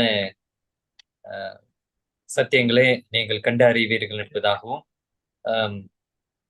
முழு உலகமே என் பிரசவ வேதனைப்படுகிறது என்பது குறித்து நீங்கள் அறிந்திருப்பீர்கள் என்பதாகவும் ஐயா அவர்கள் சொன்னது போல, ஆண்டவருடைய உலகம் மீண்டுமாக புதுப்பிக்கப்படுவதற்கு அல்லது ஆண்டவருடைய இழந்து போன ஆண்டவருடைய அந்த சாயலை பெறுவதற்காக முழு உலகமே பிரசவ வேதனைப்பட்டு கொண்டிருக்கிறது. அதை மீண்டுமாக புதுப்பிக்கப்பட வேண்டும் என்று சொன்னால் அவருடைய சாயலை பெறுவதற்காக நாம் காத்திருக்கணும். இவ்வேளையிலே அருமையானவரே விளக்கத்தை ஐயா டேவிட் சம்பத் ஐயா அவர்கள் நமக்கு இந்த நாளிலே பகிர்ந்து கொண்டதுக்காக, நிச்சயமாக இது நாளை தினத்துல நீங்க உங்களுடைய திருச்சபையில பகிரும் பொழுது இதை உங்கள் யாவரும் கூட ஒரு தெளிவான ஒரு விளக்கத்தை கொடுத்திருக்கும் என்பதாக நான் கர்த்தருக்குள்ளாக விசுவாசிக்கிறேன். இவ்வேளையில நாம கூட்டத்தை நிறைவு செய்ய இருக்கிறோம். ஐயா டேவிட் சம்பத்தைய கூட்டத்தை நிறைவு ஜெபத்தை நீங்கள் ஏறெடுக்கும்படியாக அது பிற்பாடு நாம் விடைபெறலாம். ஐயா டேவிட் சம்பத்தைய. எங்கள் மீட்பரும் கண்மலையும் ஜீவனமாகிய கர்த்தாவே, எங்கள் நம்பிக்கைக்கும் எங்கள் விசுவாசத்திற்கும் காரணமாகிய கர்த்தாவே, இந்த நேரம் எங்களுக்கு ஆசீர்வாதமாக இருக்கும்படியாக எங்களுக்கு நீர் கிருபை செய்தார்கள். நாங்கள் உம்முடைய நன்மைகளை கண்டிருக்கிறோம், உடைய வல்லமையான கரங்களை நாங்கள் பார்த்திருக்கிறோம். இந்த பூமியிலே நாங்கள் ஜீவிக்கும் பொழுது உம்மிடத்துக்கு உம்முடைய வாக்கு தத்துவங்கள் நிறைவேற நாங்கள் காத்து கொண்டிருக்கிறவர்களாக இருக்க எங்களுக்கு கிருபை செய்யும். சோர்ந்து போகாதபடிக்கு, எங்களுக்கு இடரல் ஏற்படுத்துகிற காரியங்களினாலே நாங்கள் பின்வாங்கி போகாதபடிக்கு, பலவீனப்பட்டு போகாதபடிக்கு எங்களை காத்துக்கொண்டு, அநேக சம்பவங்கள் அநேக சூழ்நிலைகள் எங்களுக்கு சுற்றிலும் இருக்கிறது. சத்ருவானவன் எல்லா வகையிலும் எங்களை வஞ்சிக்க அவன் வகை தேடினாலும் இந்த கிருபை எங்களை விடாதபடிக்கு காத்துக்கொண்டு, நாங்கள் பாவத்தில் விழுந்து விடாதபடிக்கு இந்த கிருபையின் மறைவில் வைத்து பாதுகாக்கப்பட நீர் எங்களுக்கு உதவி செய்வோம். எல்லா சூழ்நிலைகளிலும் உடைய கரம் எங்களை கைவிடாதபடிக்கு காத்துக்கொண்டு, நாங்கள் அற்ப மனுஷர்கள், நாங்கள் எங்களை நியாயத்தீர்க்க பிரவேசிப்பதானால் நாங்கள் பிழைக்க மாட்டோம் என்று அறிந்திருக்கிறோம். உடைய கிருபை தொடர்ந்து எங்களுடன் கூட இருந்து எங்கள் வழிகளை சிறப்படுத்தும். எங்களுடைய ஆசீர்வாதங்களை நாங்கள் பெற்றுக்கொள்ள கிருபை செய்வோம். சரீர ஆரோக்கியத்தையும் பலத்தையும் நாங்கள் பெற்றுக்கொள்ள கிருபை செய்வோம். தொடர்ந்து வரக்கூடிய இந்த ஓய்வு நாளின் ஆசீர்வாதங்களை நாங்கள் பெற்றுக்கொள்ள கிருபை செய்வோம். வருகிற ஒவ்வொரு நாளும் எங்களுக்கு ஆசீர்வாதமாக இருக்க எங்களுக்கு உதவி செய்வோம். எங்கள் தீமைகள், பலவீனங்கள், பாவங்கள் எல்லாவற்றையும் இந்த கரங்களில் வைப்போம். அவைகளை மன்னித்து நீர் அப்புறப்படுத்தி போகும். இந்த சமாதானத்தை தாரும், இளைப்பாறுதலை தாரும், கிருபையை தாரும். நம்பியிருக்கிற பிள்ளைகள் வெட்கப்பட்டு போகாதபடிக்கு செய்யும். கிறிஸ்துவ ஏற்றுவோம் அந்த தாழ்மையோட கெஞ்சுகிறோம் கர்த்தாவே. ஆமென்.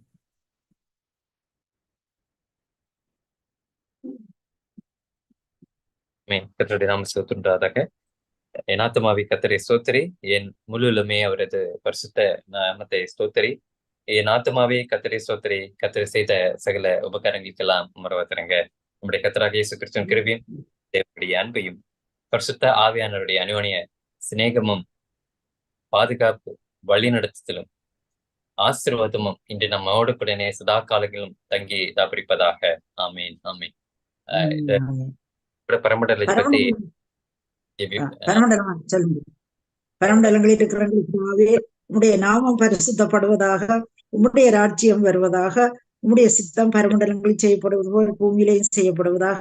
எங்களுக்கு வேண்டிய ஆகாரத்தை எங்களுக்கு இன்று தாரும். எங்கள் கடனாளிகளை நாங்கள் மன்னிக்கிறது போல எங்கள் பாவ கடன்களை எங்களுக்கு மன்னியும். எங்களை சோதனைகளுக்கு உட்பட பண்ணாதையும், தீமைகளை நின்றும் எங்களை ரட்சித்துக் கொள்ளும். ராஜ்யமும் வல்லமையும் மகிமையும் என்றென்றும் உமக்கே உரியது. ஆமேன் ஆமேன் ஆமேன். நன்றி. நன்றி பாஸ்டர்.